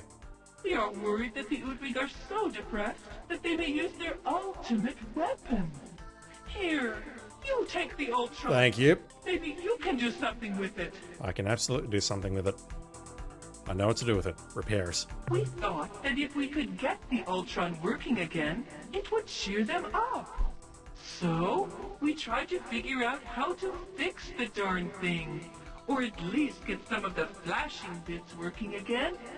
But for all the Druge's falsehoods, the Ultron is some kind of artifact, and we could not synthesize the necessary replacement parts. Perhaps on your journeys, you will find the elements necessary to repair the Ultron. Then you could give it to the Utwig, and maybe they wouldn't be so depressed.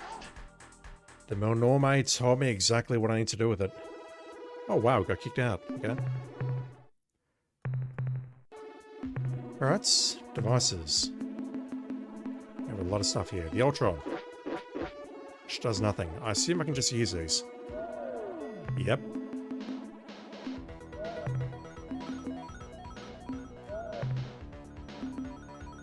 The perfect Ultron. Serves no use whatsoever. Alright. Let's give them back to them. And you know what? I think the first thing we need to do is go back to that world with the bomb. And maybe try and talk them out of using it. Where is it? There.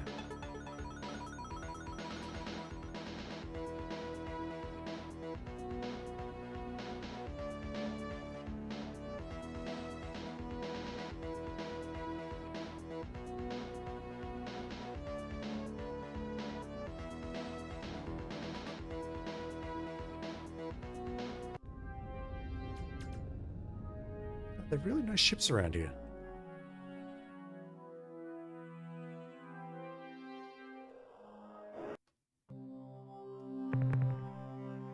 No, that's all trash. And there's not even that much of it. I don't remember if I need to give this to a ship or whether I need to actually go to this world. This clearly isn't their homeworld.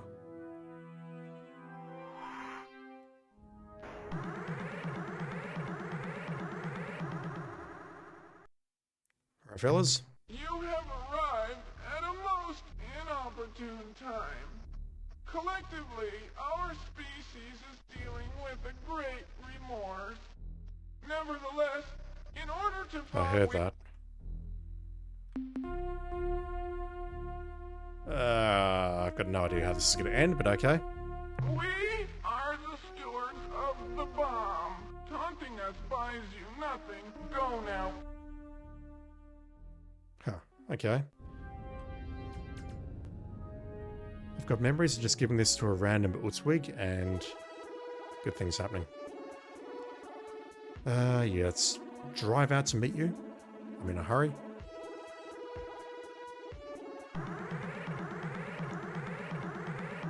If I don't hurry, the Korra are going to murder everyone. Just go. Alright, I've got the Ultron. Are you interested? Yeah. Should I set my gaze upon such a sight, I might suffer sleepless nights for years on end. It is a symbol of the collective Utwig's failure. It is our ultimate tragedy. Ah! Every divot, every crack on its surface is etched forever in my soul. Remove it from my sight, lest I purge my... Hey! That is not the devastated Ultron. It is the image of the Ultron before. A trick? A trick? Oh! I had no idea that any species could sink so low. Uh-oh. How dare you try to manipulate me with that cheap stage prop? Why, it's not even... Hey! Wait a second.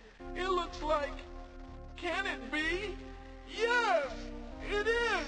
A miracle! Oh, happy day! Joyous occasion! You have our eternal thanks, good Captain. You will be immortalized as the blessed figure that delivered unto us our future. We will revere your very likeness. Let me take the Ultron. Yes, I feel the link, the knowledge, and the power. It seems that there is much to do. Indeed, it seems that you should proceed to the second moon of the sixth planet of Zeta Hyades and take what you find there. We no longer have need for it, but the Ultron reveals that you will. I thank you for your part in the grand scheme. We now recover that which is ours via destiny and proceed to perform our essential service for the universe. But wait! The Ultron throbs and whistles. Matters of significance are being relayed to our brains. It has been so long since we communicated with the Ultimate in such a manner, but slowly the truth is revealed. Our destiny. We have been directed to join with our Supak's allies and attack you. No, wait, that's wrong. Sorry. Jesus. We attack your enemies, the Ur-Quan and the Kor-Ah.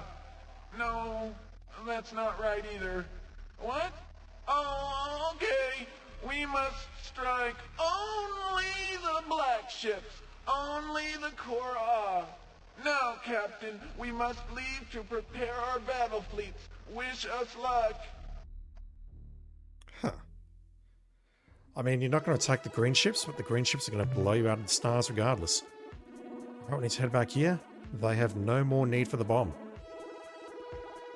And before I go back to Seoul, I do want to go back into Supak's territory. I also want to fill up my cargo bay, because I've realised that if I need to purchase any ships, I'm broke. I would like to go to the Green Star in Supak's territory to see if their homeworld is there. You know, just to say hello, because I'm such a nice person.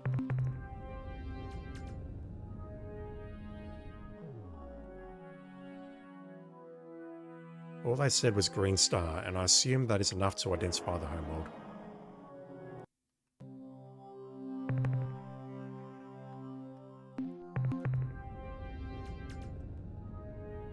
If I don't have enough to purchase new ships or whatever, then I could potentially sell the fuel that I'm currently carrying and then refuel at Alpha Centauri. Which is kind of crazy when you think about it. Hello. Right, that'll help.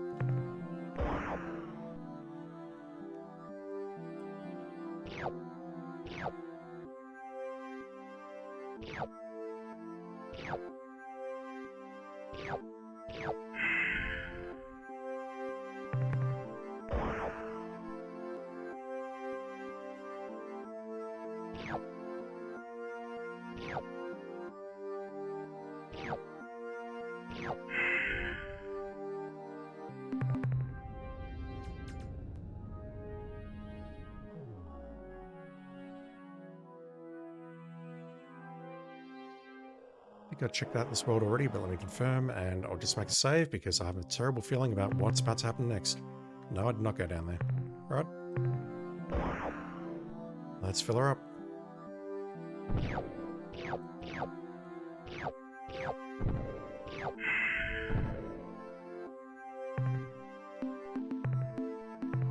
Right, am I carrying a bunch of crap? No, I'm not. Look at that.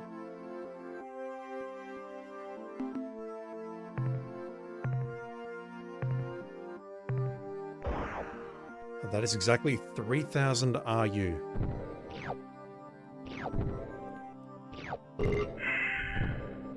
$500 times 6.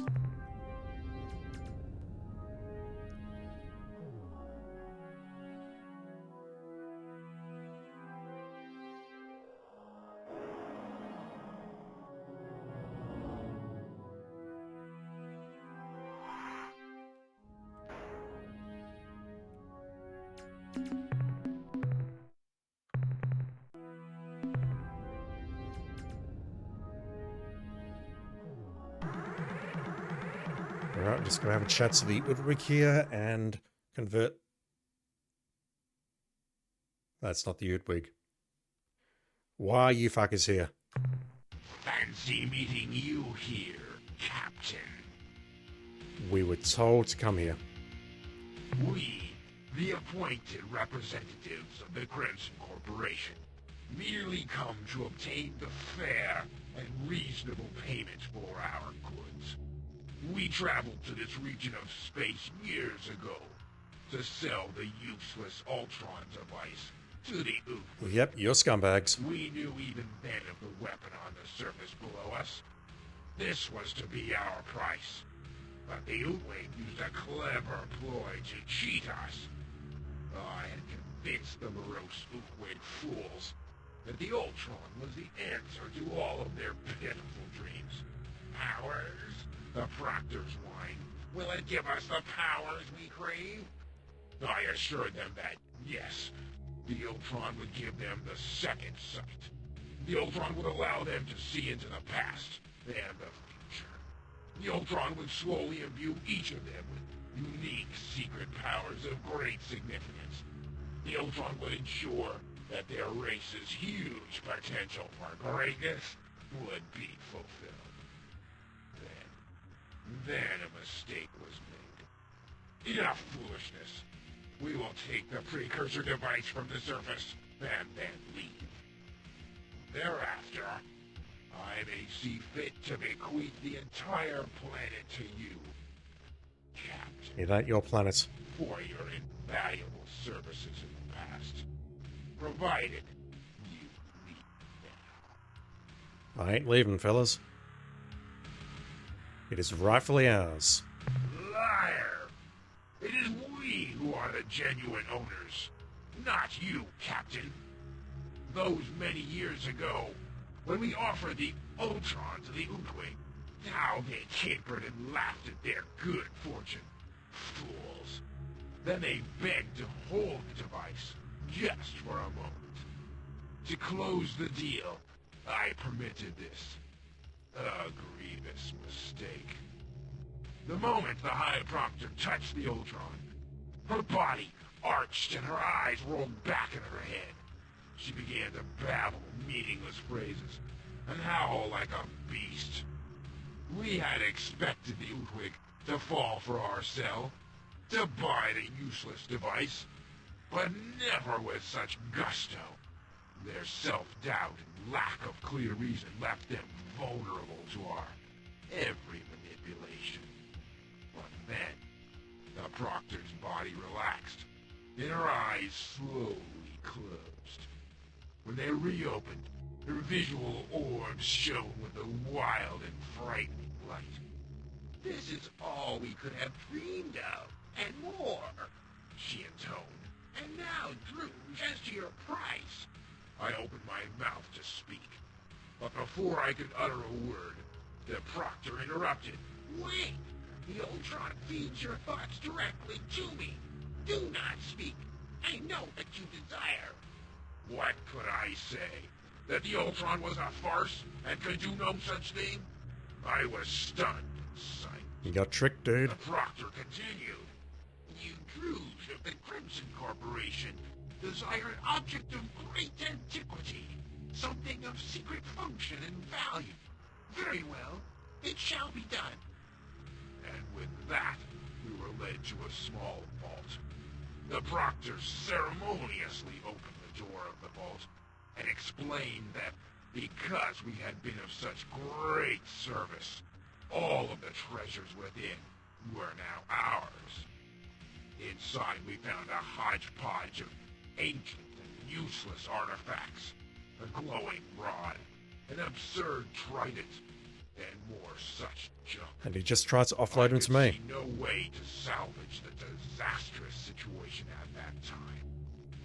But when I heard of you, your travels, and your foolish quest for freedom, I realized that you could be the agent of our justice.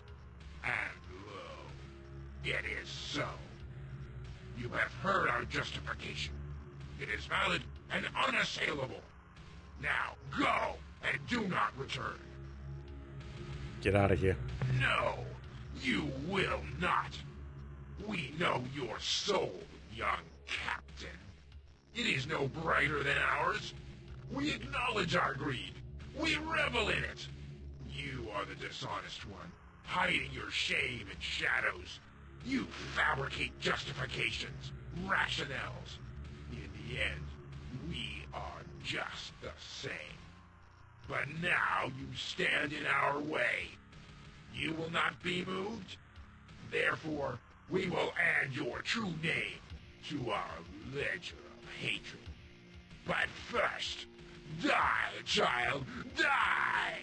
It's kind of crazy that we can actually trade for their ships. Okay, the Druge. Again, I don't know if I've got a perfect counter against you. I'll try out the Urs though.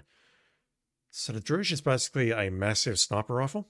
It moves incredibly slowly, it turns incredibly slowly, it's a piece of shit. But it fires, when it fires, it generates a lot of recoil. It also has a very slow charging battery.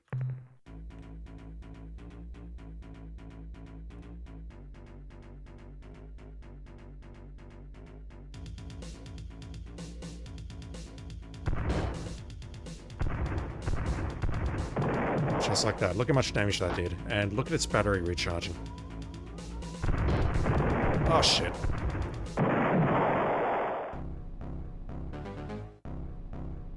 Alright, we're not getting that shit back. The Yarrowloo. What about you? Please don't teleport directly into an asteroid.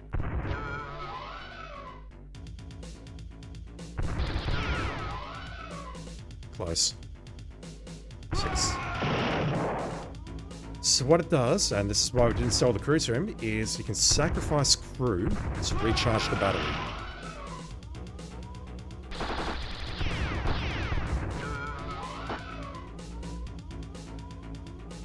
Yeah, the Yarrowloo has a short-range homing laser, and a short-range teleport. And the teleport can absolutely take you into a planet, and if it does, that's it, you're dead. Okay, this thing's moving backwards at a great rate. Gonna take out 5 of these things.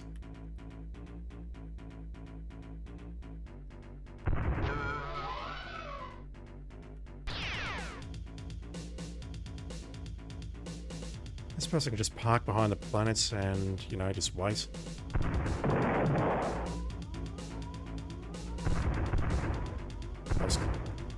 He came perilously close to the planet. Holy shit.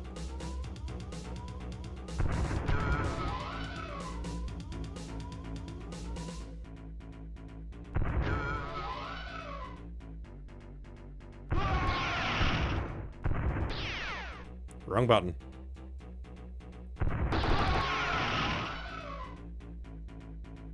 The laser here is not terribly powerful, but it's doing what I need it to do. Jesus. I've just got 1 crew left. We can't sacrifice that one. I just need to dodge and then go in.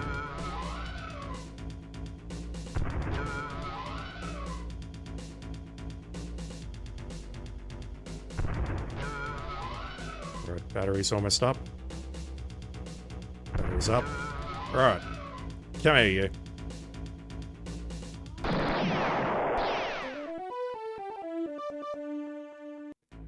Rather than that, I could always take the flagship in and just blow it up, but I don't want to lose that much crew.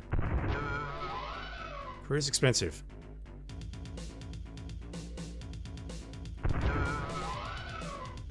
Come on. Burn that battery.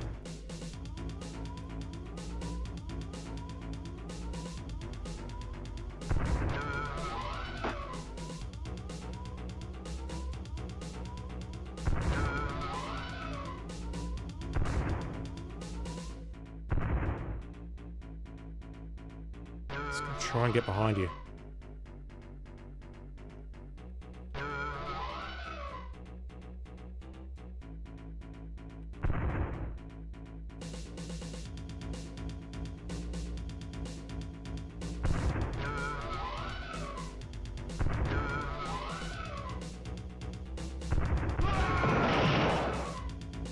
Well, that killed one of his crew. I didn't do anything for it, but you know.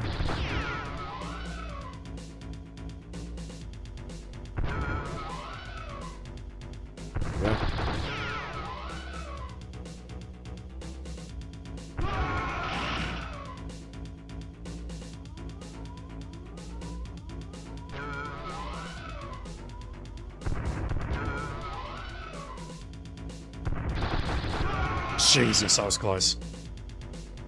That was stupidly close, and he's moving now. Yeah, trying to manage the ship, trying to manage its recoil, its aim, it's virtually impossible for a human player. Or a human player of my caliber, I should say. But for the AI, it is possible. Like that. Right, enough of this. Come here, you.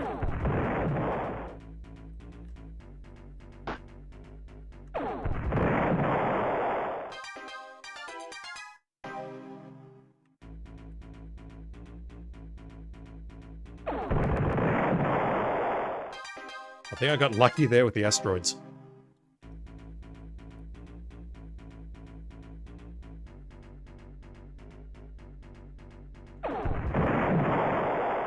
Okay, they've got less crew than I think they do. Should just go on in with that. We've lost an oars and we've lost a skiff. A Nemesis and skiff. We've got a decent amount of money for that. Maybe I can do that to earn money. Maybe I can just go and feast on the Druge for a bit. The bomb. Report from surface. We have found a huge precursor device on the planet's surface. A giant black cylinder set within a simple defensive grid. Whatever. We have already neutralized the grid. Well, actually, Jenkins just drove through it by accident, but that seems to work. The artifact is covered with precursor script, and although we can't translate all of the writing, it is pretty clear that it is a warning, repeated again and again. The energy output of this artifact is scary. It rivals all our ship's engines at redline. If I may be so bold, Captain, I would advise that we not experiment with this device until we are back at the starbase. We shall now return to the ship with the black cylinder device carefully stowed in the cargo area. Alright, well, you know what we need to do. Save the game. Manifest. Devices. Ur-Quan bomb.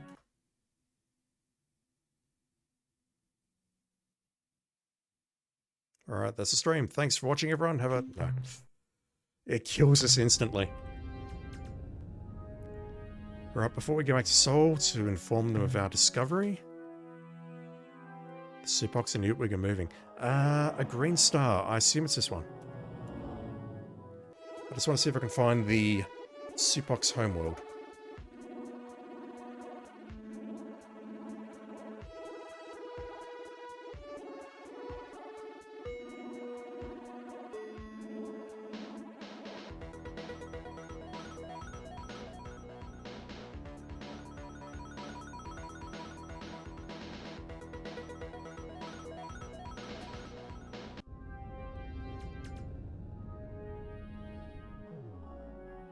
Supox Blade.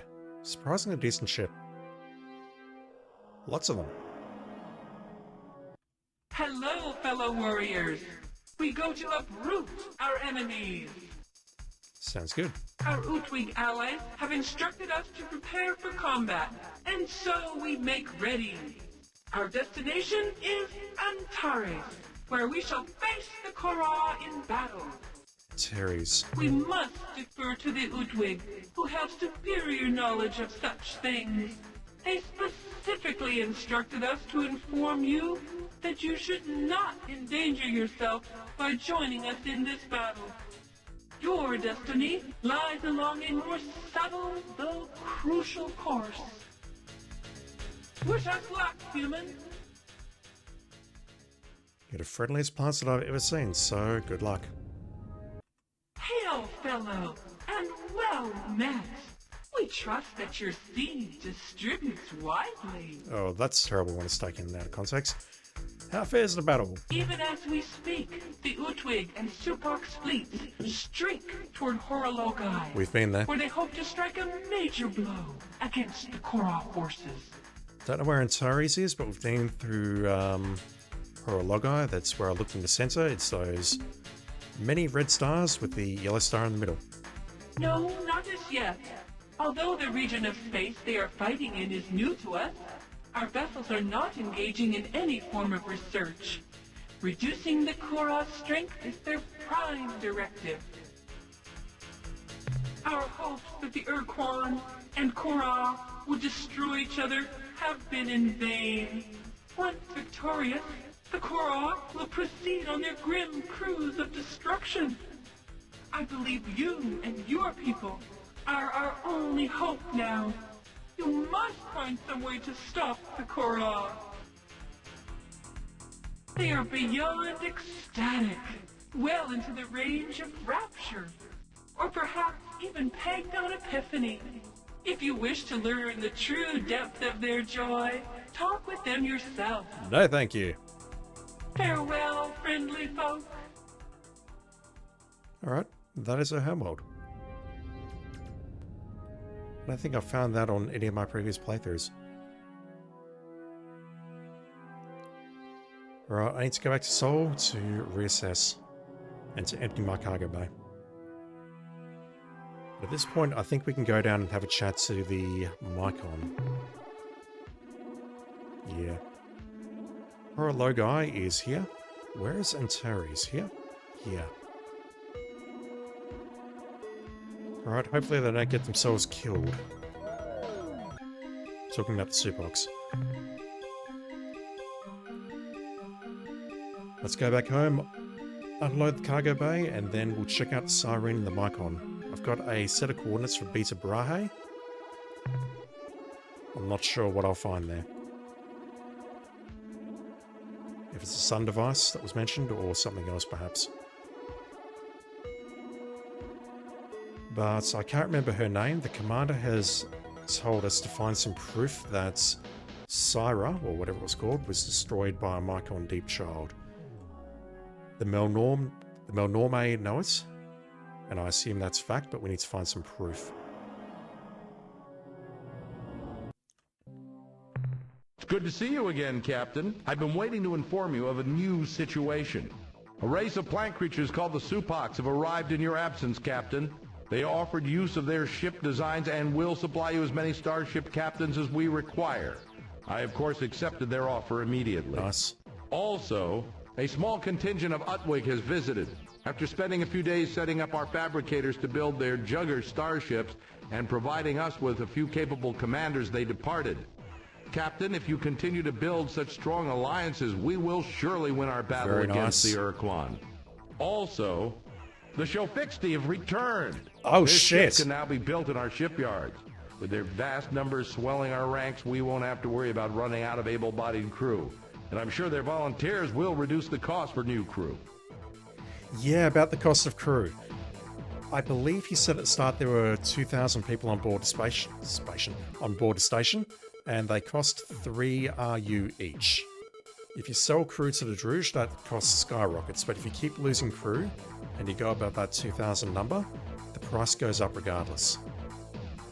The Shofixti being back reduces the price, I remember that much. 3,000 please. Captain, you are to be commended. Keep up the good work. It gets really pissy if you don't bring much back. The analysis reads as follows. Subject, Utwid bomb device. Data, analysis has yielded little information about this device, largely because of our technicians' unwillingness to open it or even remove the bomb from your ship. That aside, here's what we know so far. The device is correctly defined as a bomb, one of enormous destructive potential, but it's not of Utwig origin. Nothing about it relates to the technology we see in the Jugger ship. We believe it to be of late precursor origin, though it somewhat resembles certain Chenjesu technology. Its original function? Probably a planeteering tool for dispersing unwanted moons. Summary? Unless there's a strong reason to do otherwise, do not activate this device. Leave it alone. Any experimentation should be conducted at least 12 astronomical units from this starbase. And preferably a bit further. Preferably. That's the end of our scientist's report. Jesus Christ. Be careful out there, Captain. Alright, change of plans. We need to have a chat to the Hut. Yeah, look at that. Crew now costs 1.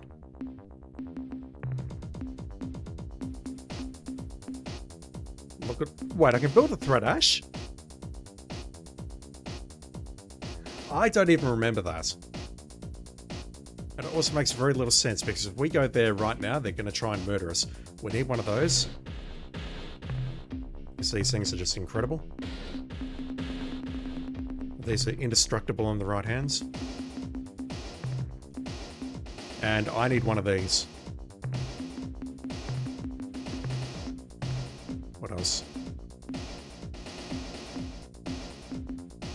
Supox is a decent ship, but I'm not sold on it.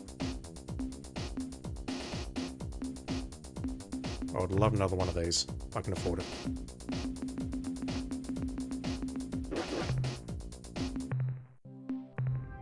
Alright. Yehat, we need to talk.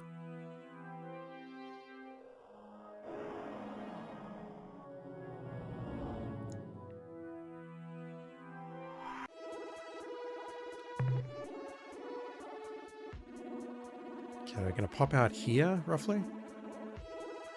Yeah, it's quicker for me to pop out there. I'm just looking here, I don't see a supergiant nearby, so if I need to refuel when I'm doing the next part of the game, that may be a concern. Okay, just going off memory here, I think it's that one. If it's not, I'm going to be very upset.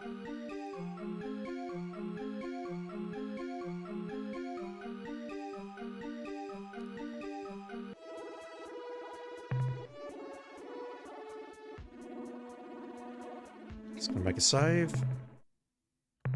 Okay, something goes horribly wrong.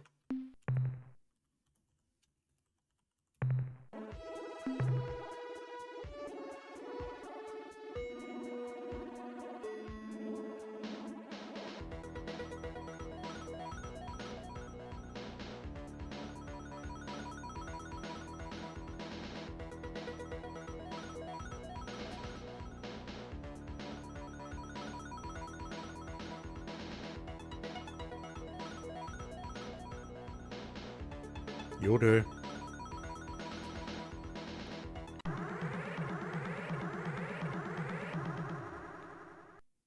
Alright, 4 Terminators, who may or may not be friendly and or may want to murder us. Human, you try our souls with your return. What is it you be wanting now? I have a show fixie on board. If this is being a true thing, there will be many changes, but we are a species long ways in the ways of deceit. You must be proving these words you say, Captain. Send the show fixie to us as a way of proof. You abandoned these fuckers, they fought, you didn't. We're scanning the separation of a vessel from your fleet, Captain, and indeed its configuration matches that of a show fixie scout vessel. This had better not be a trick, Captain. We are knowing the power of a glory device, and if you detonate the weapon near us, the price for you shall be dear. Very dear. The scout has docked, and we await the pilot's appearance at the airlock. The atmosphere cycle is complete. The door slides open, and... It's true! The show fixie are alive! Look at that fat muzzle, those shining black eyes, the sweet claws! Our children have returned from oblivion. But now we are faced with the cruelest truth. We who have sacrificed our honor, we who have lain with the enemy, we are not worthy. We are nothing. We are less than nothing. But wait, we're the Spathi. We're the Yehats of the Starship clans. We will not let this lie any longer. Listen, as I speak these words. If our queen makes the dishonorable command, then it is the queen who has no honor. And the dishonorable queen is no queen at all. We, the Zeep, are the only clan who remember the true meaning of honor. We shall tear the queen from her throne. The 2,000-year reign of the Veep queens is over. The revolution has begun!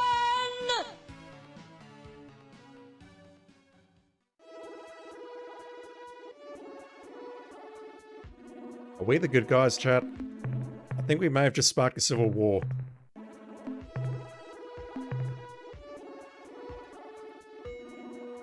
Yeah, we just sparked a civil war.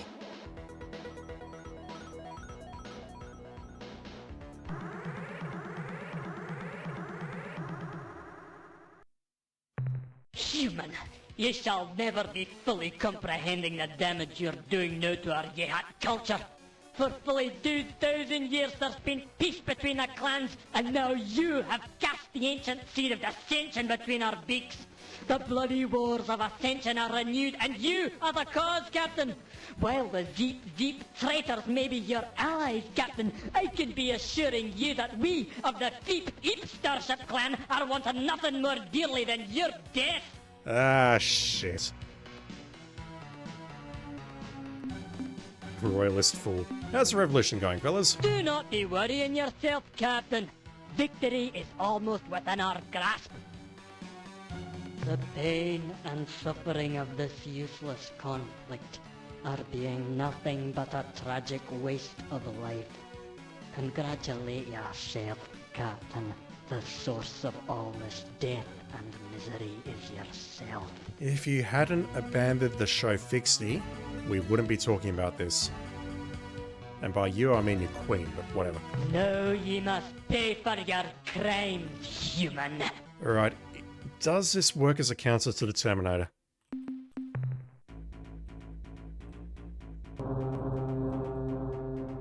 God, this ship is so powerful.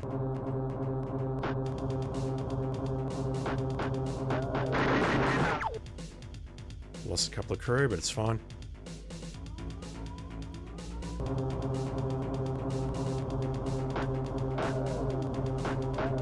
It does, look at that. Can't shield all of those, not a chance. Ah! Yeah, say what you will about their dialogue and their mood, their caustic mood, I'll call it, but this is a very powerful ship.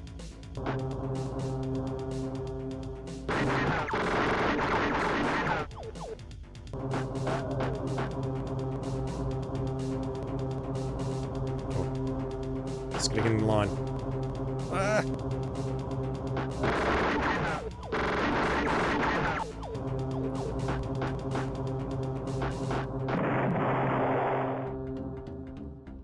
Yeah, if I hold down the button, like that, it burns battery. But as long as I am getting hit, I'll get the battery back. Like that. And the primary attack doesn't use battery. It's a ridiculously powerful ship.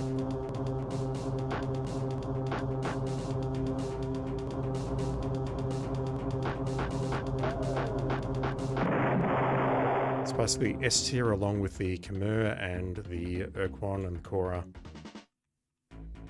If not better.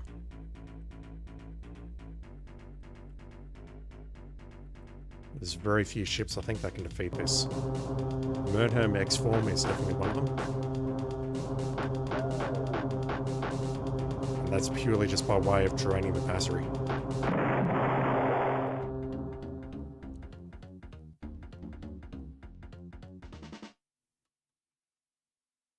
Alright, we can make money killing Yihas. Killing Royalist Yihas. I'm not going to do that though, I just want to speak to a friendly Yihas before I leave. If they exist.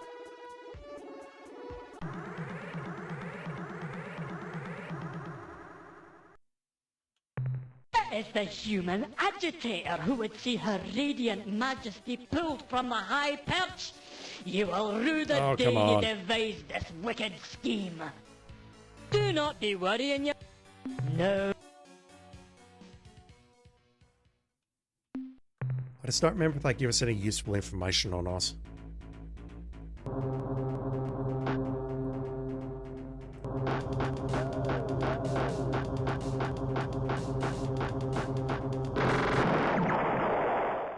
Yeah, this attack here, it's 6 shots. Each attack only does 1 crew, but if multiple shots hit, obviously that adds up, and again, it doesn't use any battery. It's a ridiculously powerful ship. The danger is that you can drain the battery if you're using it and not getting hit.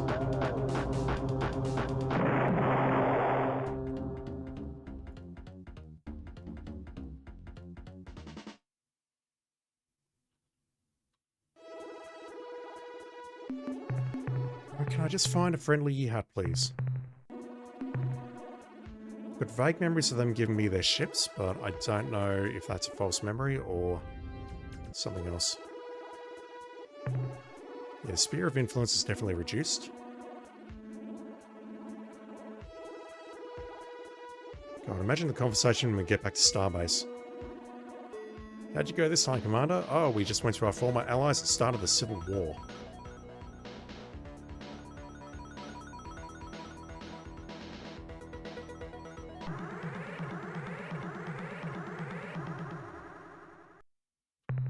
It's the huge... No.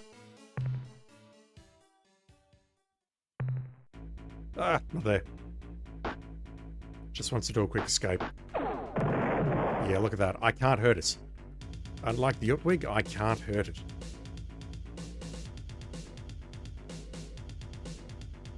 Fuel is cheap.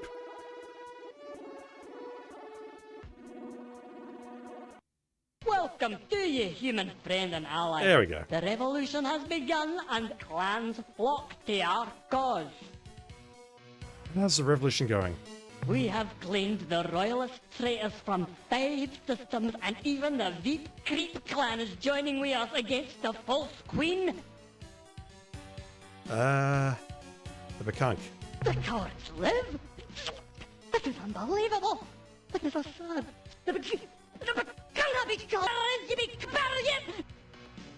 Alright, you're my friends, but you still don't like me talking about that subject. Very touchy. Of course. What knowledge do you seek? Oh, we need to hear this. We need to hear all of this, but firstly, well, we know the answer to this. You abandoned them. As we abandoned the Shafixti to the oncoming Ur-Quan Armada, we watched the situation on our sterile displays of our long-range sensors. Suddenly, the screens flared and went black, burned out.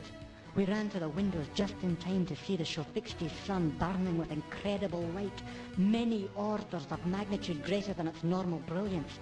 1,000,000 tongues of fusion fire spread through the star system, devastating the inner system's planets, but incinerating all the Ur-Quan vessels. In that moment, the hierarchy's war fleet was reduced by almost 30%. Damn. We later remembered that not too many years before the appearance of the Ur-Quan, the Shofixti had told us that they had found something. With the pride of a hatchling's first flight, they unveiled their find. It was about the size of a surface transport. Hello. Cylindrical and entirely black. Across its surface were 1,000,000 characters scrawled in an alien script. The message was clear. Danger. Do not touch. We trusted the Shofixti to respect the warning and left the device in their possession. At the end, when the Ur-Quan were approaching their planet, the Shofixti must have realized that they could not win, but at least they could ensure that both sides would lose. They detonated the device in the outer layer of their sun. The sudden removal of a section of the sun's surface layers allowed the pressurized plasma from the interior to burst out like a miniature supernova. Would it scare you folks if I told you we've got one of those devices on our ship? They found another precursor bomb. The royal family? The false royals, you should say, Captain. To understand our relationship with the Veep Neep Queens, you must first learn a bit of our history. In the ancient past, we Yehat were little more than a collection of warring clans. That history is bloody, Captain. Hideous. We were barbarous then, aye, murderers all. Many great warlords rose from the hills and forests of our verdant homeworld to unite the clans to become king of all Yehat clans. Each one failed. It was no male who finally won the great prize, the high perch of Ker Zeep Reap. No, Captain, it was a female. A wise and powerful queen, the first of the Veep Neep dynasty. In exchange for the clan's fealty, she gave a simple, compelling promise. She guaranteed that, united under her wing, the clans would never suffer defeat, and she kept her promise. At long last, there was peace on our world. Her line kept true to this promise for over 20 centuries, shooting ruffled feathers, dispensing justice, stamping out foment. But then came the present queen, a true harridan. Under her rule, the power of the starship clans was transferred to the sycophantic homeworld dandies, to warlords who hadn't seen true combat. We, the beak and claw of the Yehat Empire, were powerless to influence her decisions. When the queen showed the true colours of her plumage and allied with the evil Ur-Quan worms, We realized that she would do anything to maintain the illusion of upholding her ancestors' promise, even if it meant destroying our honor. Everything that we stand for in the exchange. No, we, the true Yeat clans, seek to pull a false queen from the high perch. Perhaps we will find a new queen someday who will bring together the clans once more. Or, sadly, I fear we may never replace the Veep-Neeps queens, and we shall fight clan against clan until only the bloody feathers remain. We're the good guy. I will describe these events, Captain. They make for a tale wrought with sadness and heroism and betrayal.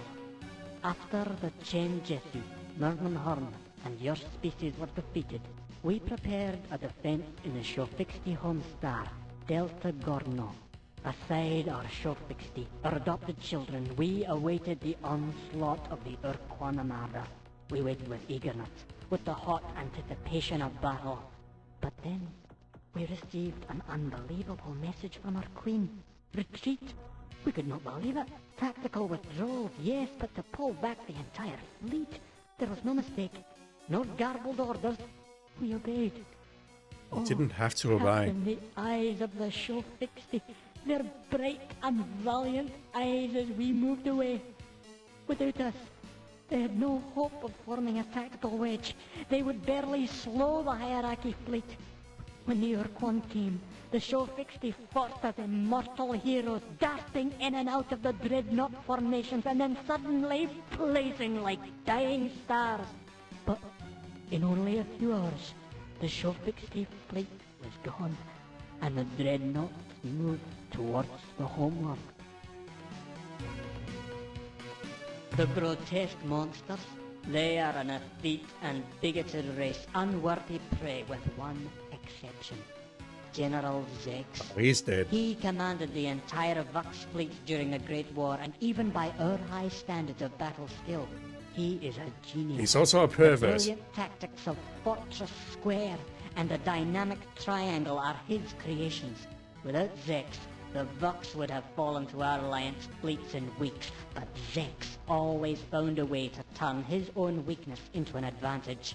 After the war, we learned that the Primate and the Vux High Council decided to move Zex out of the picture and sent him off to luxurious retirement at Alpha Serenkov 1.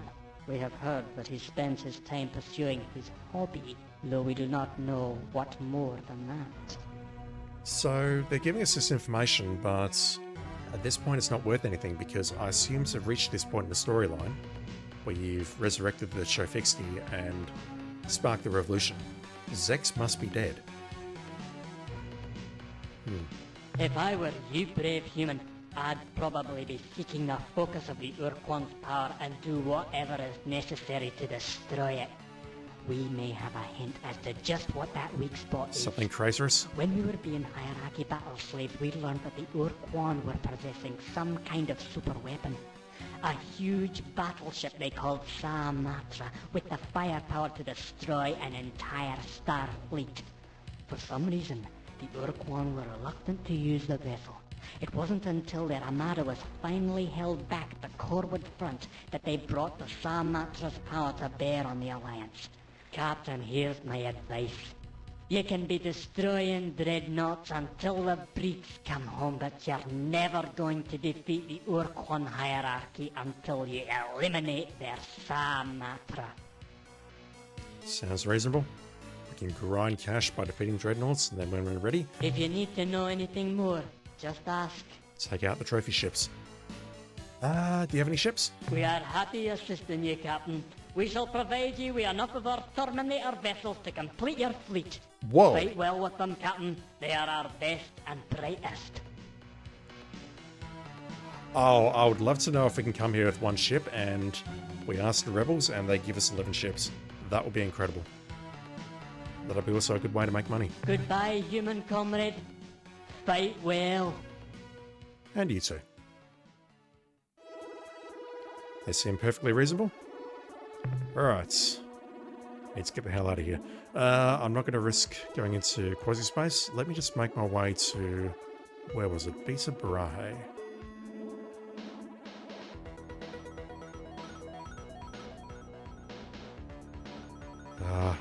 Gotta look for the coordinates. 639.5. Yeah, it's this one.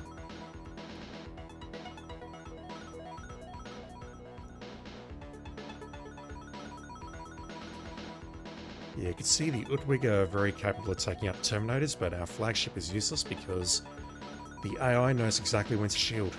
It can't shield all of the Utwig's shots.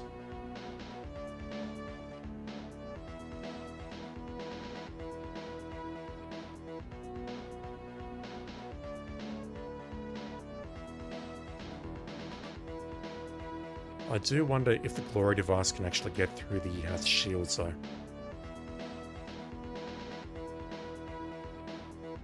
The dialogue indicated yes, but I'm not sure if that's actually true.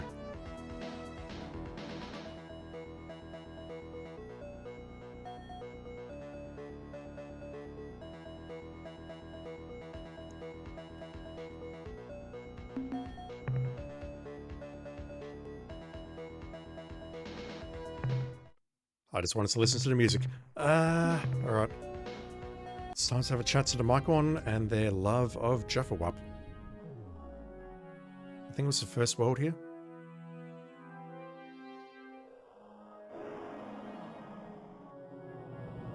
Just mentions the first star. Unlimited or limited? Unlimited. Alright, we gotta escape. This is a special place filled with Jaffa-Wap. We must not allow it to be soiled by the Non. You must go now. What makes this sport so special to you? Jaffa-Wap is the power of life. Hot warmth in the cold void. It flows through all things, binding them together, making them one. You are non-Jaffa-Wap. You cannot understand. Below is the pod of Jaffa-Wap, there for 1,000 centuries. When we are cold, the pod opens and warms us. When it is dark, the pod clenches, and lo, there is light. You are the Non. The pod is not for you. You must leave. You are the Non. You must go now and never return. Are you not attacking me? Wow. I thought we would have to escape that. Alright, so this is the Ur-Quan. And I believe that's the last Spear of Influence we can find. Does Spathy have come and gone? I don't believe there's anything else from memory. What if I return? I might just have to find a random Ur-Quan and pump them for information before I can crack this open. You have returned to our special place? This is not permissible. Leave. Jaffa-Wap, you... Nothing near. You're not going to attack me? Wow.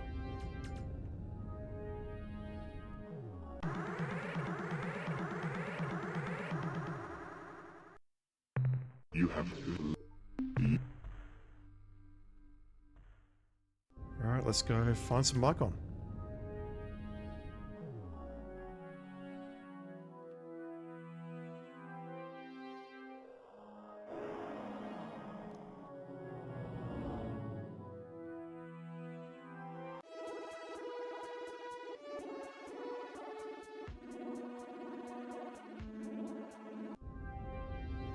There we go.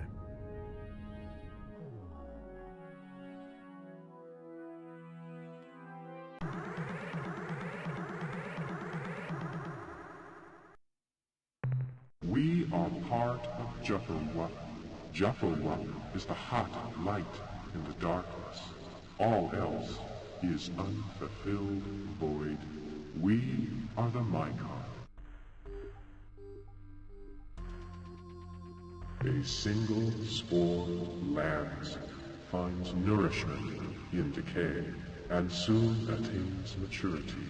In turn, it exhales a cloud of new life, 1,000 spores. Each lands finds nourishment in decay, so progresses Jeffo-One. Our bodies seethe with the passion of our genes. 1,000 of your species do not possess the richness in one of my cells. Sounds like a challenge. I fill with my parents, parents, parents, parents, parents. I am they, and they are us, then and now. Jeffo-One fills in my fibers, and I grow turgid. Violent action ensues. I really don't know why it has to use the word turgid. Alright. Don't know how to get information out of you, whether we just need to keep killing you until you give me information or what. That'll do.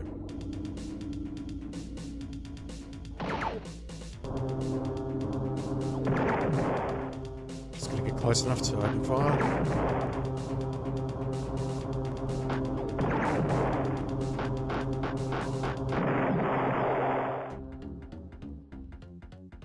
Ludicrously powerful ship. Having said that though, the Mycon is not terribly powerful. If those things hit you, they will hurt. They sort of lose power as they move away, but if one of those hits you at full blast, it can do a shit ton of damage. The thing is, they move so slowly, if you've got a fast ship, you can potentially redirect it back into itself. The Mycon is more than capable of accidentally destroying itself with those things. Oh, those are worth a lot. Alright, how do I find a Cyrene homeworld? Correction, the former Cyrene homeworld. The commander of the starbase wasn't willing to give us that information. Hey fellas.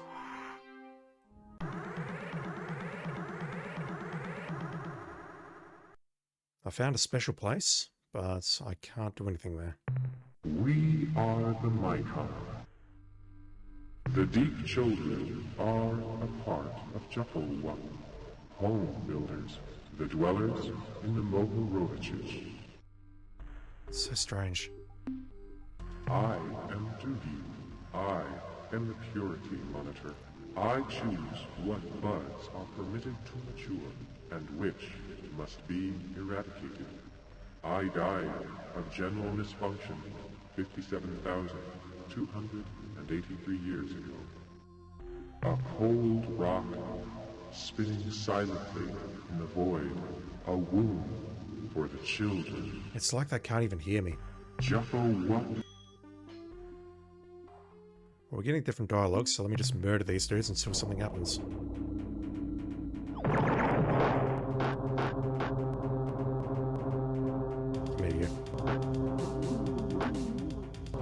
Yeah, it's also got the ability, if you scroll back and have a look. Oh god, that was bad. It's got the ability to regrow its own crew.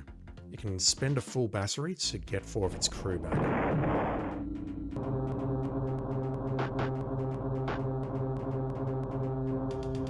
Which again, might be a way of making money, it just did it there, but we can never fly the Mycon. Yeah, it's not firing at the moment because if it fires, it's going to hit itself.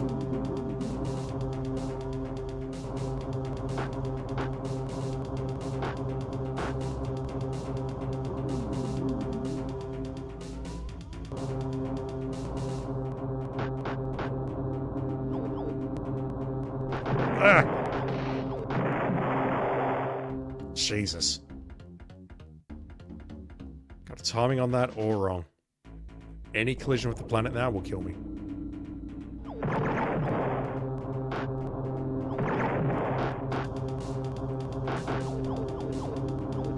Don't know where it is. It's probably going to go for a regrow. That will not save you.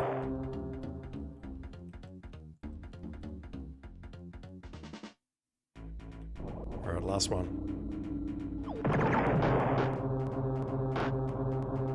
And then I need to transfer some crew over urgently.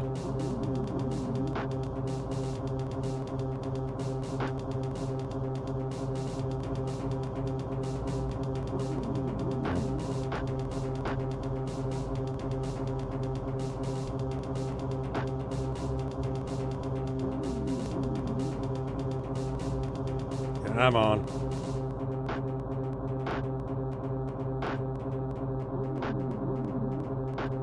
This is flying in freaking sight circles here. Okay, it's firing.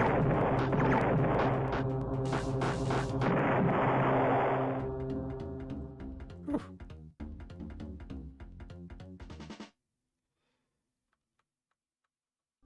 Right, manifest.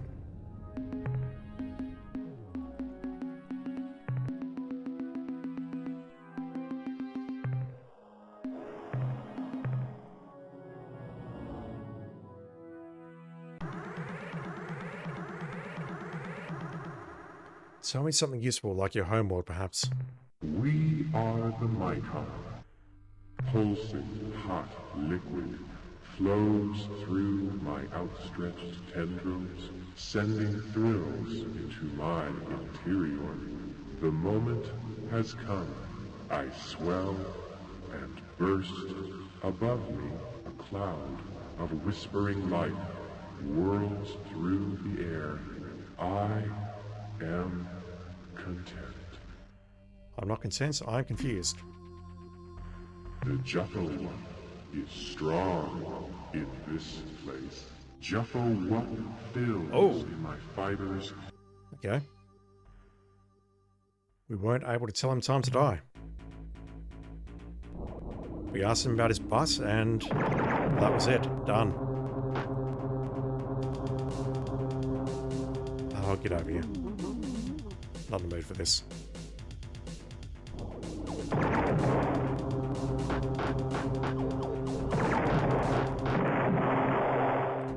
I was watching the battery indicator and I was ready for it.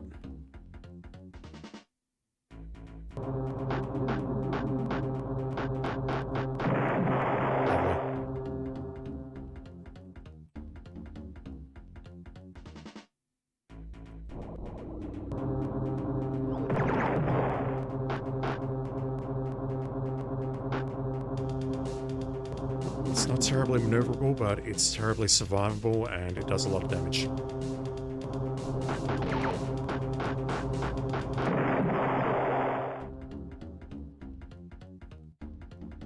Okay, that should be it, I think. Yep.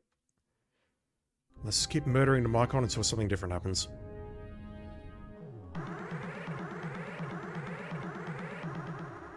I mean, to be fair, I'm trying to converse with them and they're trying to murder me. We are the Mycon. Your simple sexual process produces random mosaics of genetic instructions. Yet, with the simplicity of breath, I modify my own patterns. You humans improve a tool and double your capabilities. We Mycon improve ourselves and increase 1,000-fold.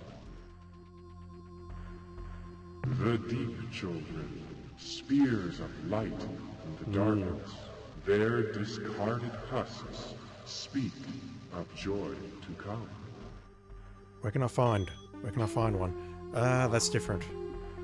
I have chosen my offspring's memories carefully from my set of remembrances, the sweet and warm times of my existence and those of my parents' parents.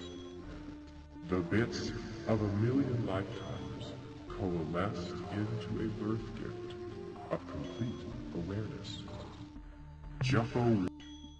He's going to tell us something useful. He just spoke about deep children, though. That's going to mean something.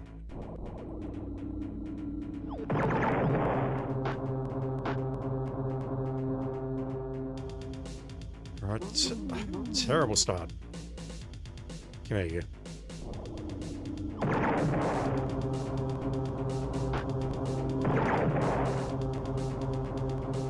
Ready? Yeah, the way the battery works is if you take a very weak attack, you won't get very much battery back. But if you take a strong attack like this, you'll get your battery back. That's close.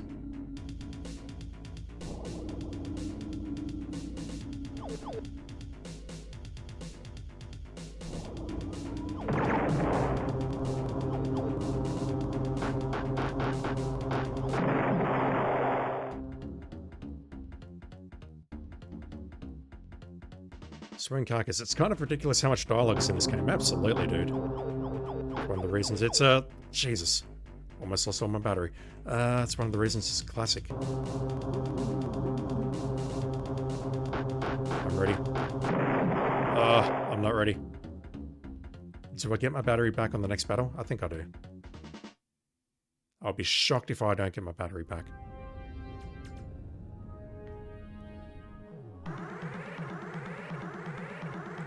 Tell me about your deep children. We are the Maikar. In the dark they grow. The deep fire feeds the children. Their birth breathes warmth across a cold world. Juffo what fills. Markon's like, fuck you, I want to fight. Okay, I got the battery back. Good.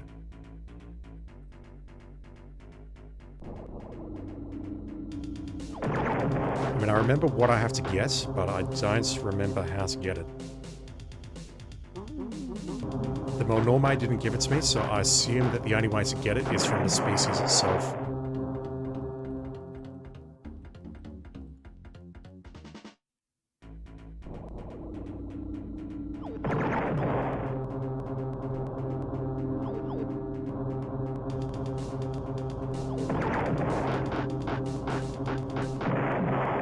Close.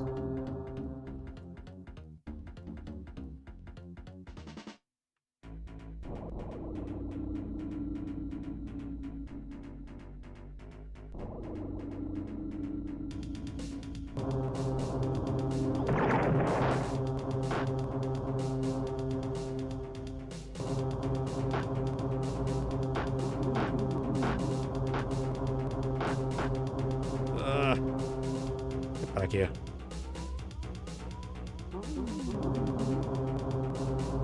Freaking regrowing your own crew.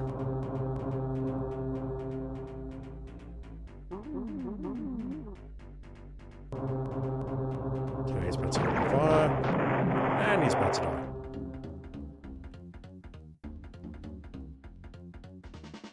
Two more or one more?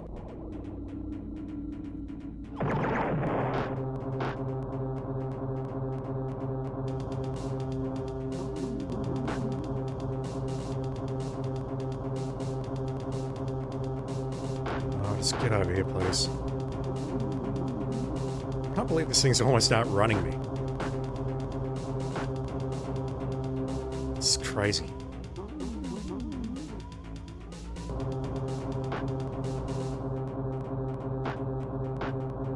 Ur-Quan pod ship is actually one of the worst ships in the game, and it's doing a fine job at holding me at bay right now.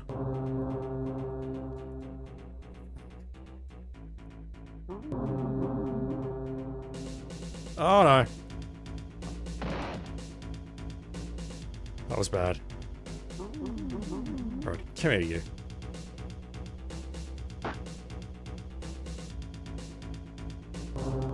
Fuck, it's got almost all it's gonna get all its crew back. Fucking hell. It's actually winning this battle.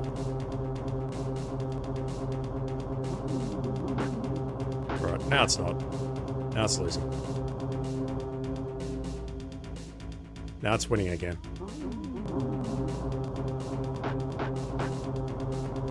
Oh my word. I should probably just bite the bullet and bring the flagship in.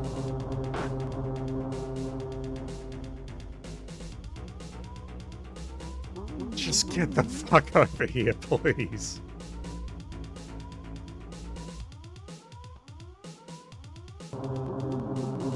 Alright, you're facing direct... Okay, here we go. Jesus.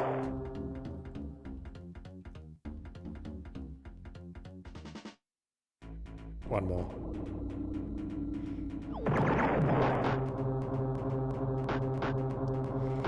Thank you, asteroid. Although it didn't really help me all that much.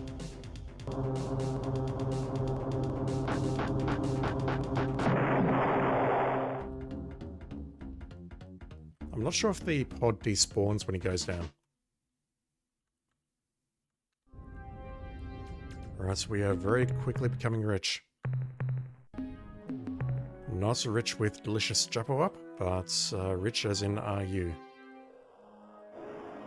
Fine. So I just need to keep murdering the Mycon until they give me some coordinates. We are the Mycon. The system requires more energy. A convenient source lies beneath the crust. Jeffo what? Fuck.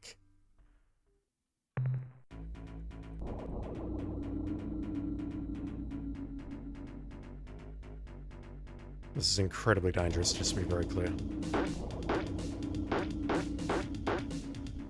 Right, point defense doesn't do much. It does enough, but it's consuming my power for no real advantage. Yeah, look how much... So the second shot did 4 crew. I'm not sure how much the first one did, but it did a lot. It's painful, but the Udwig is much safer.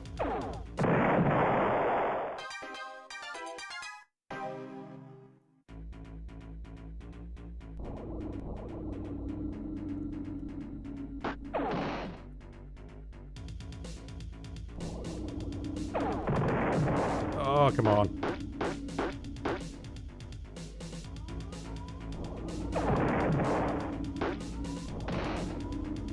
That hit itself.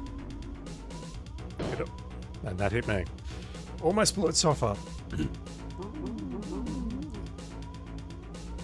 Gravity recoil.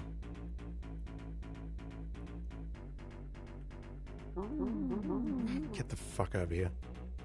Get over here so you can die.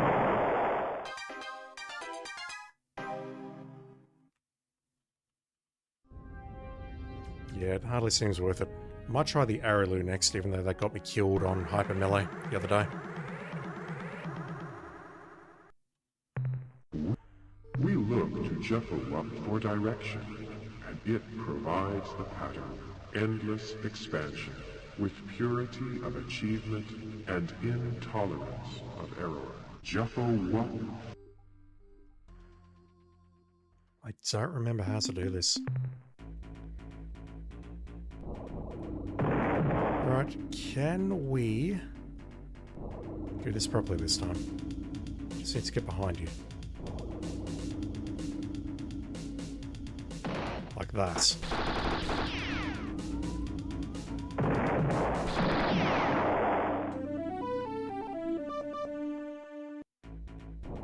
If you play it correctly, it can't hit you, it can only hit itself.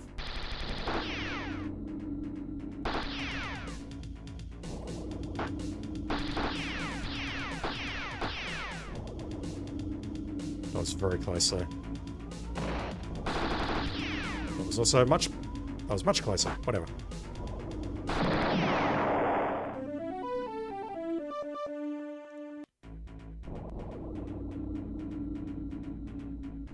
Ah! That fucking asteroid. Alright, fine. If need be, I'll load my game. I'll load my friggin' game once I've got the coordinates or whatever I need out of these fuckers. See that one? Fire again, I dare you.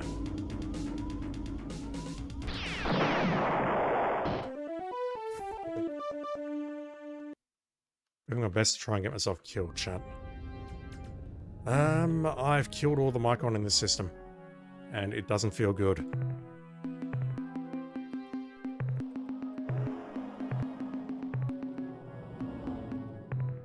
I'm losing crew. I haven't learned much. All I know is the location of one world. And that is the world that, it was given to me by the Monorme, and it was given to me by someone else.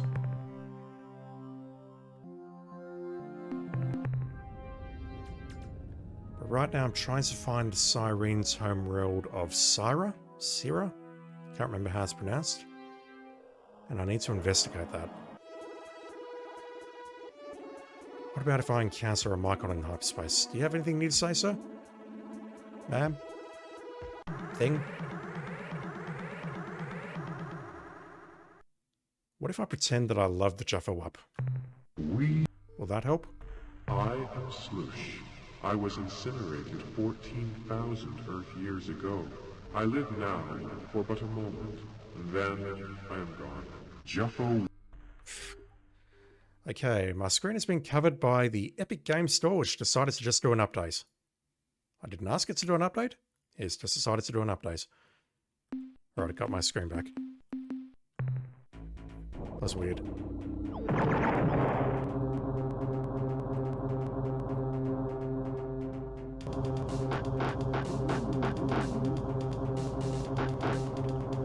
The only other thing I can think of doing immediately would be to go back to Beetlejuice and see if the commander has anything to say. I've totally forgotten the commander's name. In fact, maybe that'll help. Maybe she'll tell me where Sarah is. I'll take the loss of the Araloo. RIP, I barely knew you. Just having a look at my notes.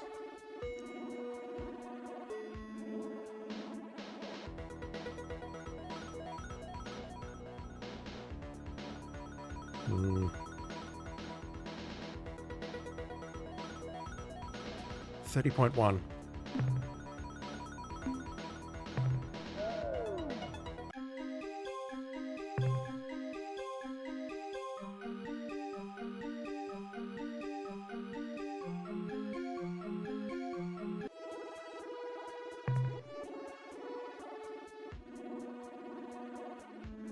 That is actually taking longer to get there now. That wasn't worth it.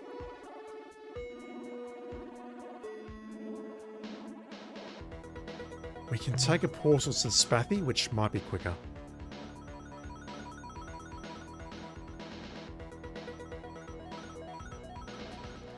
Yeah, the quickest way to get to Beetlejuice is probably to go to where the Spathy used to be.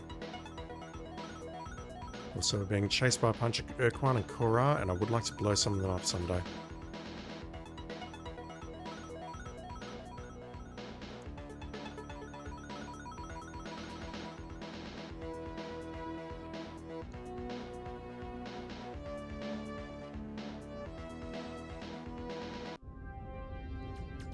Alright, can you tell me please, where was your homeworld? That is a crucial piece of information, and I don't have it. I just don't have it. Welcome back, Earthling. What do you wish of us? Where is your homeworld? Ah. Where do I get your homeworld? So I just need to keep murdering Mike on. Until then, Earth.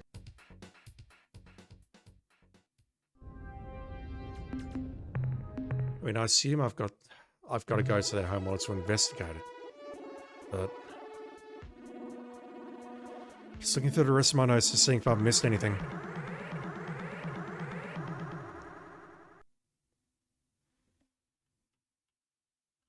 We are the Mycon. Incorporation of dense amphibal fibers ensure survival in environmental extremes. That's new. And he didn't open fire. I yearn for magma, the flowing warm basalts, the red glow of the lava pools. When we encounter Vernon, we must absorb them, or reject them, so that it is no longer non-Juffa. I don't see anything in my notes that I'm missing here.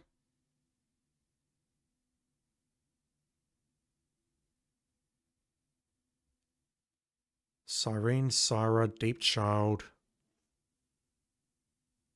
I don't know, man. Not sure what I'm missing here.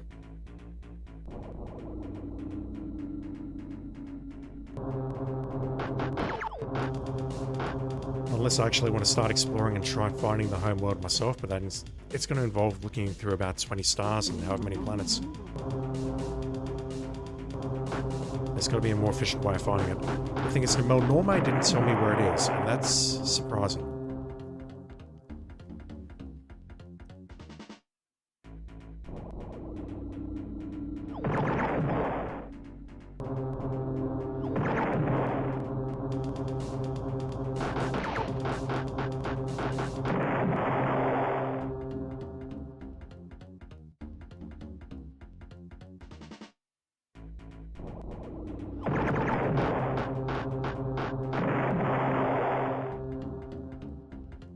can't more spawn like that?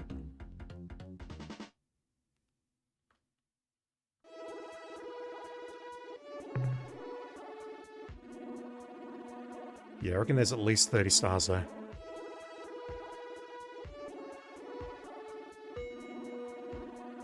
I think I should just keep murdering Mycon until something happens.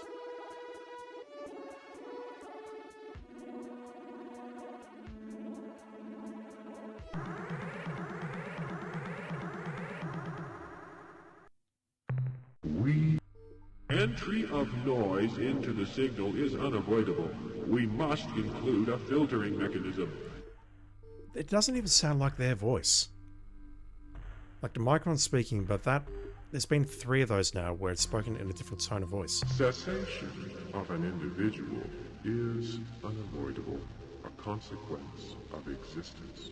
Yet, with the birth of life, individuality is transferred in part, and may, occasionally, gain dominance for an interval, achieving a kind of shared immortality. Survival is a priority. Expansion I wonder if this is random dialogue. priority. Processing is a priority. Juffo. I wonder if it's just choosing the dialogue randomly from a table, but nothing's repeated yet, which is insane.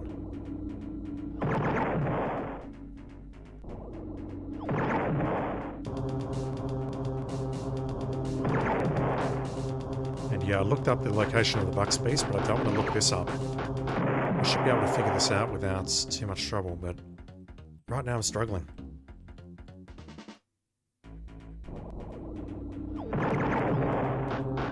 Oh, you're not surviving that.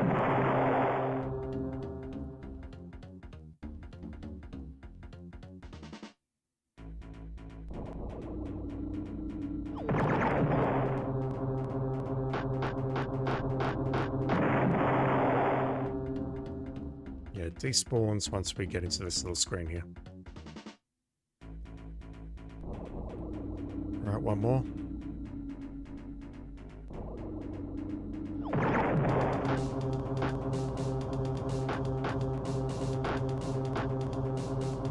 So close.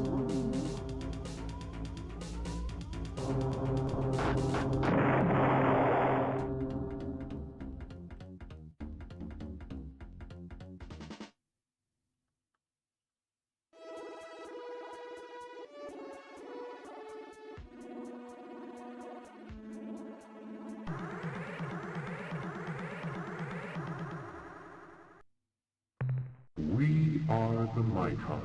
You're the Mycon, but please tell me about the Deep Children. Juffo acknowledges the existence of unavoidable non. When we are faced with such, we join, absorb, and wait for our opportunity to learn the weakness that will allow us to void the non. Juffo. It's like they can't even hear us.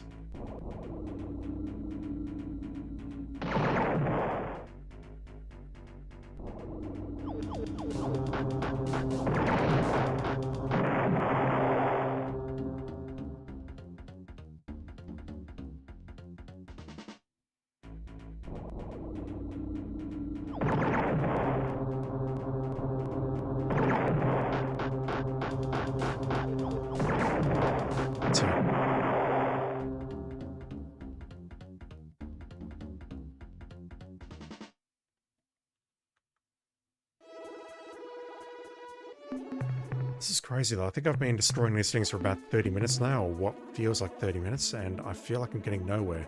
But none of the dialogue is repeating.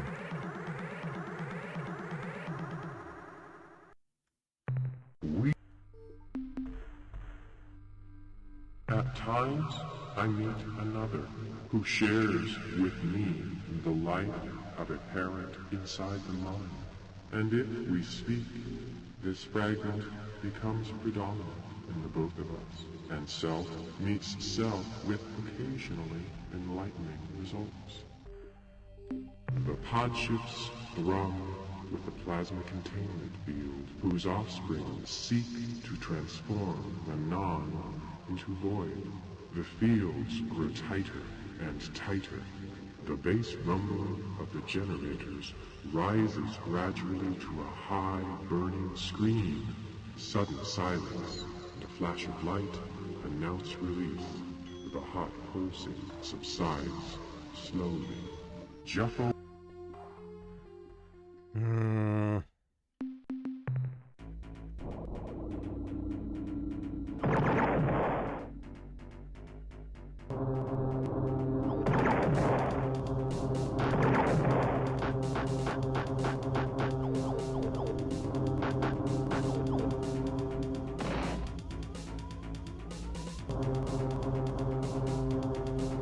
I'm not catching up to him there. I gotta go this way.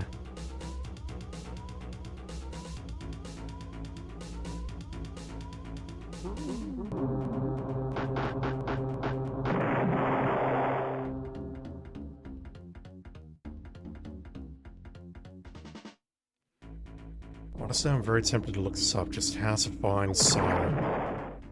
Because I know that's the next step. I need to find a Siren homeworld to investigate it. I know that's the next step.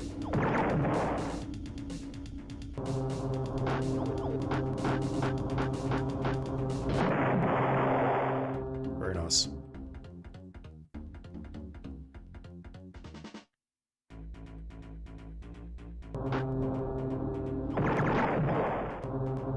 To my knowledge, no one has told me where to find the Mycon. The only species which I really haven't had dialogue with are the Ur-Quan and the Korra. The Vux don't want to know me. The Yahats have their own problems.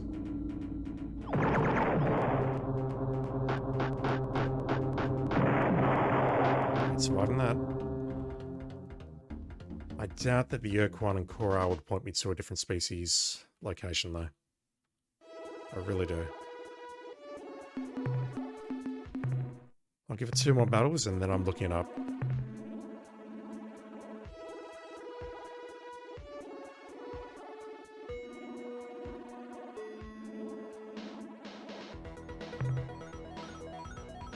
Say that as I'm just casually burning fuel in hyperspace here.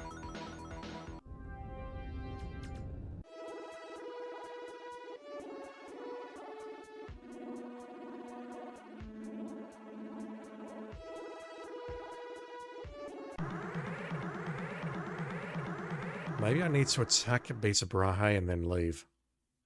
We, the deep children, fall from the void, gathering speed for the penetration. The tough casing warms as it passes through the atmosphere, glowing white as it hits the surface. Solid rock flows like liquid, and the child slips into the warm, safe depths beneath the crust. Yes, this is what I need to know. I need to hear about the deep children. Look, think, act, look, learn, remember, teach, repeat. Juffo. Jesus.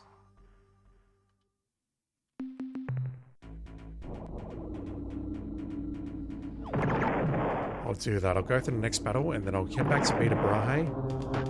I'll try attacking, but I don't think I'll gain anything out of it.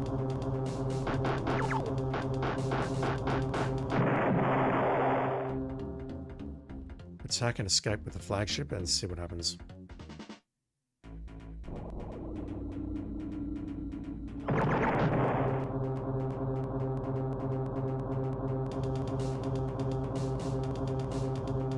Oh no. Not getting out of that.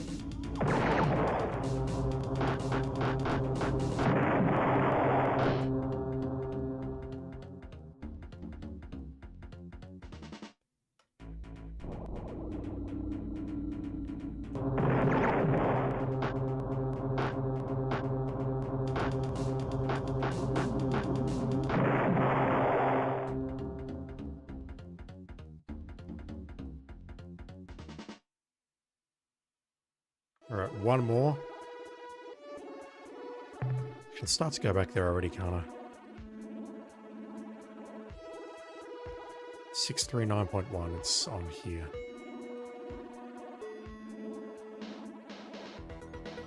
Right, do you have anything useful for me, sir?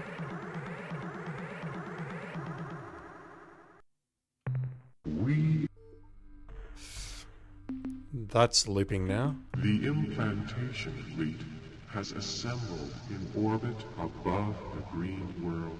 The patterns of weakness reveal the point of introduction. The child is prepared for its birthing trip. Release. Where? Where are you releasing the child? I am Goosh. I attend the birthing nodes. I died 343 Earth years ago. How do you know what an Earth years is? Juffo.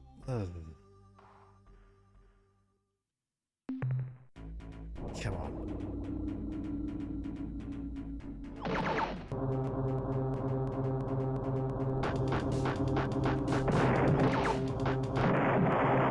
I just took a chunky hit. That did 10 damage. It's more than a Chenjitsu Brunholm or a Ur-Quan Dreadnought can do. It's one of the most powerful attacks in the game. It's also one of the easiest to avoid and or mitigate if you're in the right ship. Okay, it's trying to fire.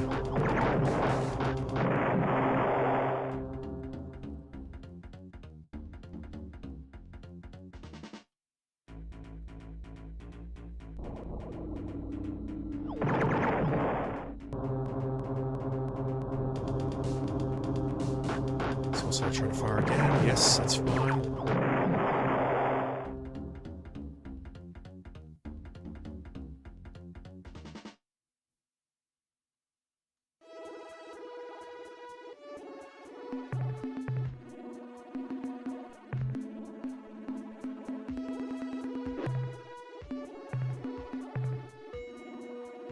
I'm losing crew, but we can top back up at Starbase with the Fearless Shofixty.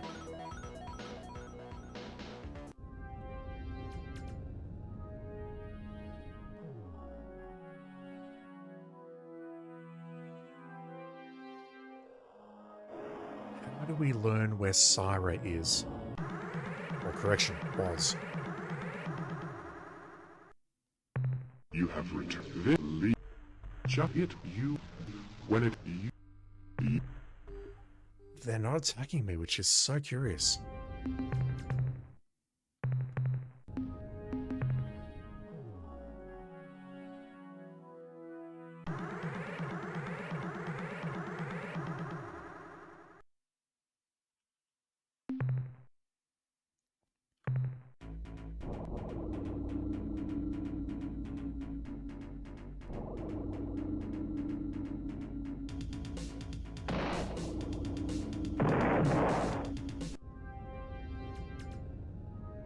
Okay, I attacked. What do you think of me now?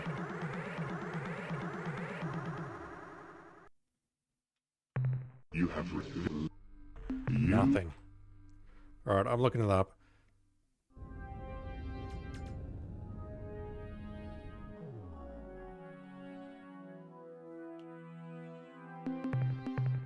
Okay, I see the constellation, but I'm trying to figure out how you get to the constellation.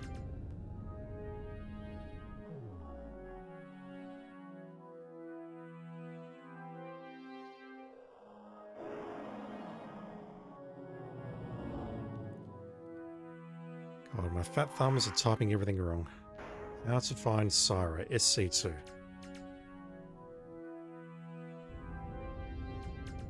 Alright, that doesn't give me anything. Star Control 2, how about that?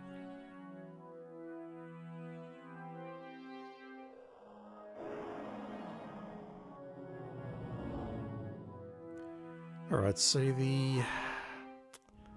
It's also told me where the Mycon homeworld is. How do we find either of those, though?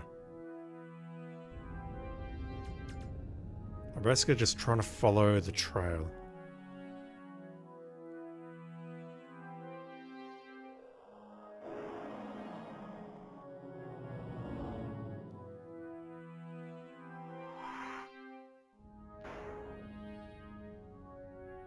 The role-playing resources guide and the conversations in the original PC version give the location specifically as Beta Copernicus 1. Really? Is that something that has maybe been lost in the 3DO version and backporting it to PC?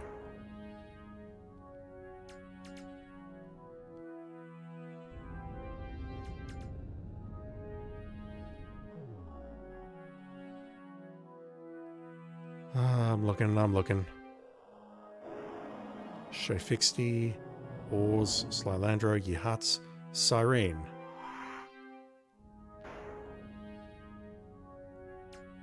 It doesn't tell us how to get there though, or how to find that location.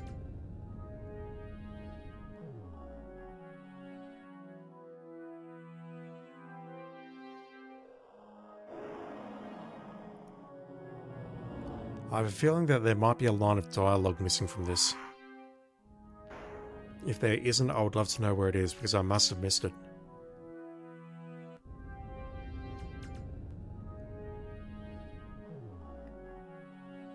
How do we find the Mycon homeworld? Who gives us that information?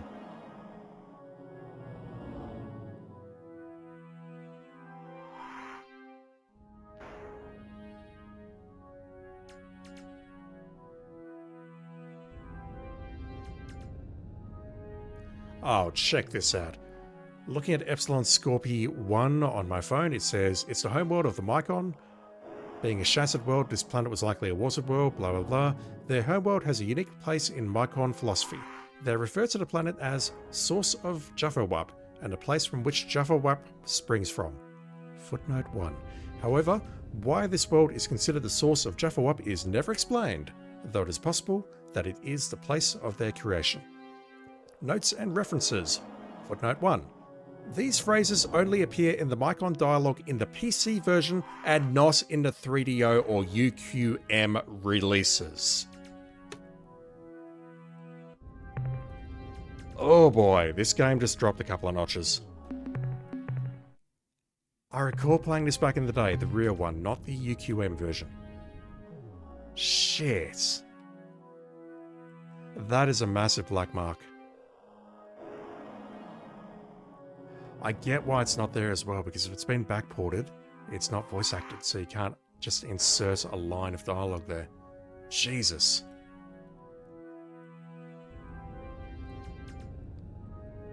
Hyperion. Alright, where is Epsilon Scorpii?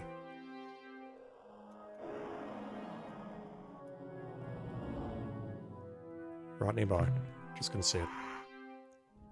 Let's go there and continue. And I think I'll go to bed shortly because it's past midnight.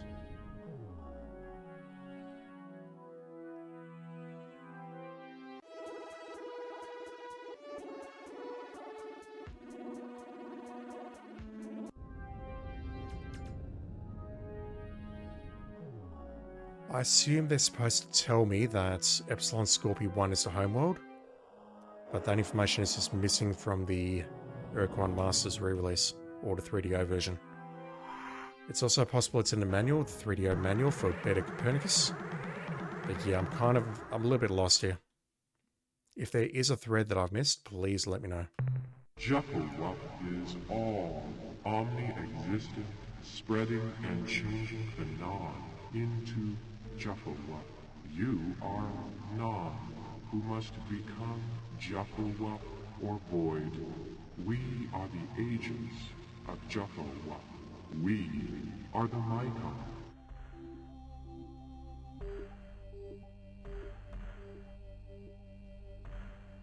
I thought this would be where I'd learn about Deep Child. If not, I'm just going to go to Beta Copernicus and grab the thing and go back to Beetlejuice and call it there. When Jaffawap is complete, when at last there is no void, no non, when the creators return, then we can finally rest. You impede the flow of Jaffawap through the universe. We will now remove this flaw. We will now aid Jaffawap by eliminating you. Can I really not learn where Syra is?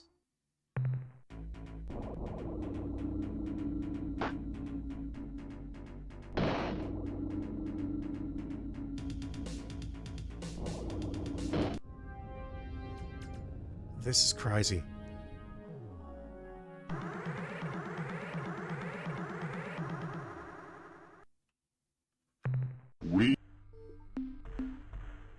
Darkness is void.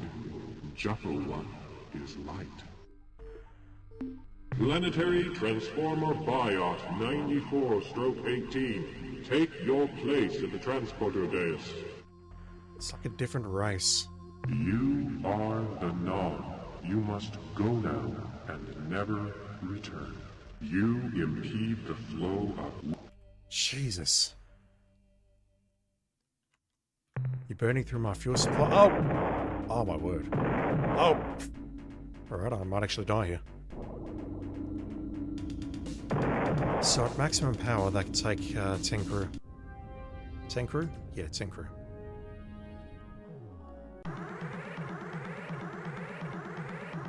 I don't know how you're supposed to find Syra. We... A single spore lands, finds nourishment in decay, and soon attains maturity. In turn, it exhales a cloud of new life, 1,000 spores. Each lands, finds nourishment in decay. So progresses Juffle. Our bodies seethe with the passion of our genes.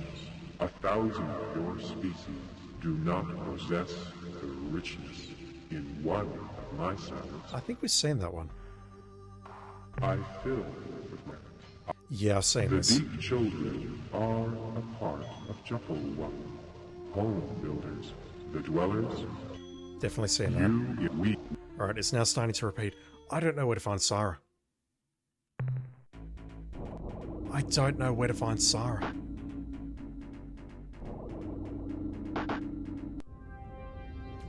I don't know where to find Syra. But at this point, I've been told that, according to the internet, that it is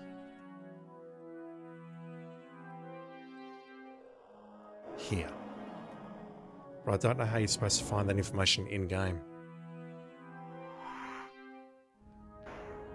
I definitely passed this legit back in the day. I do wonder whether there has been something that's been transferred out to the manual or moved somewhere out of the game due to the 3DO re-release.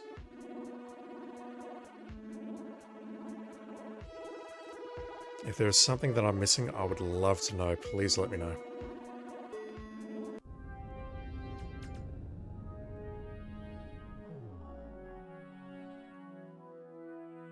Because other than randomly searching all of these planets and going, yeah, this world looks pretty effed up. Don't know how you're supposed to find this. Ooh, there's valuable stuff there. Radioactives and precious metals. Don't mind if I do.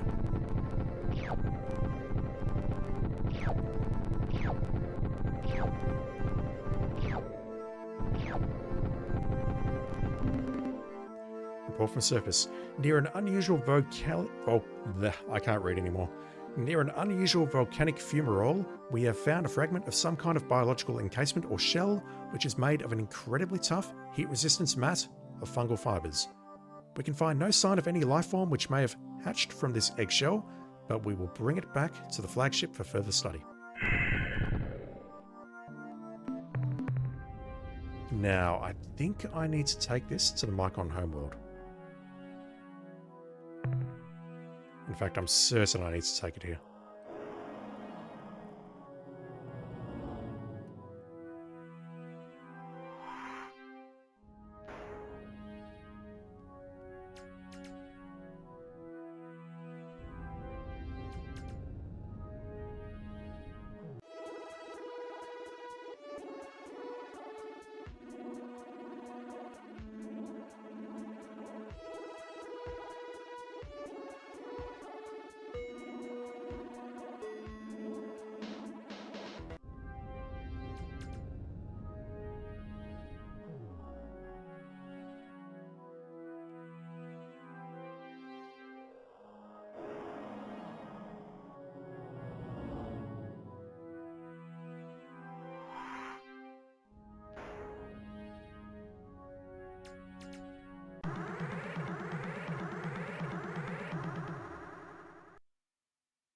Every time.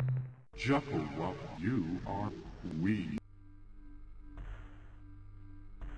We can't ask about it. We. I wish I'd saved. What do I do? Do I just go back to Beetlejuice?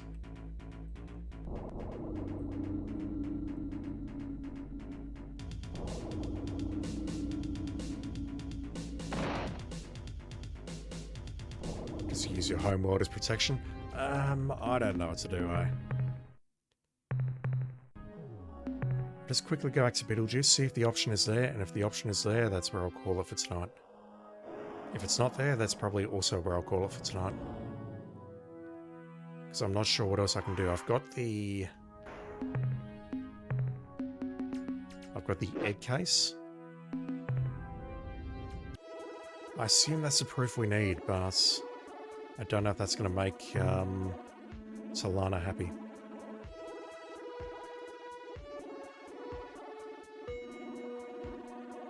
I think there is definitely something missing though. There's some coordinates or there's some dialogue missing from this, which is impeding progress. Might do some research on this overnight.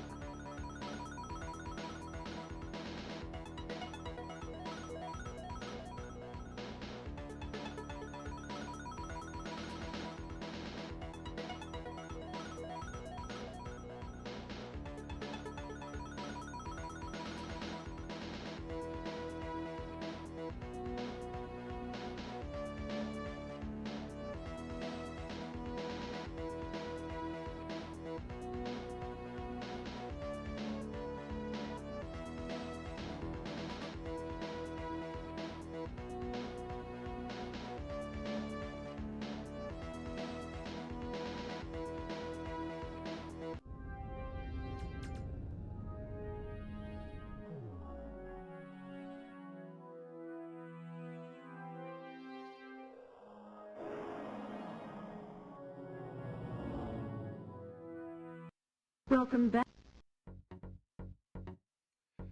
I could have sworn there was something else you had to do. And maybe that's the difference between the 3DO version and the PC version. I could have sworn that you had to grab the egg case and then show it to the Mycon homeworld and ask what it was about. And they'd say, yeah, that's a fragment of a deep child.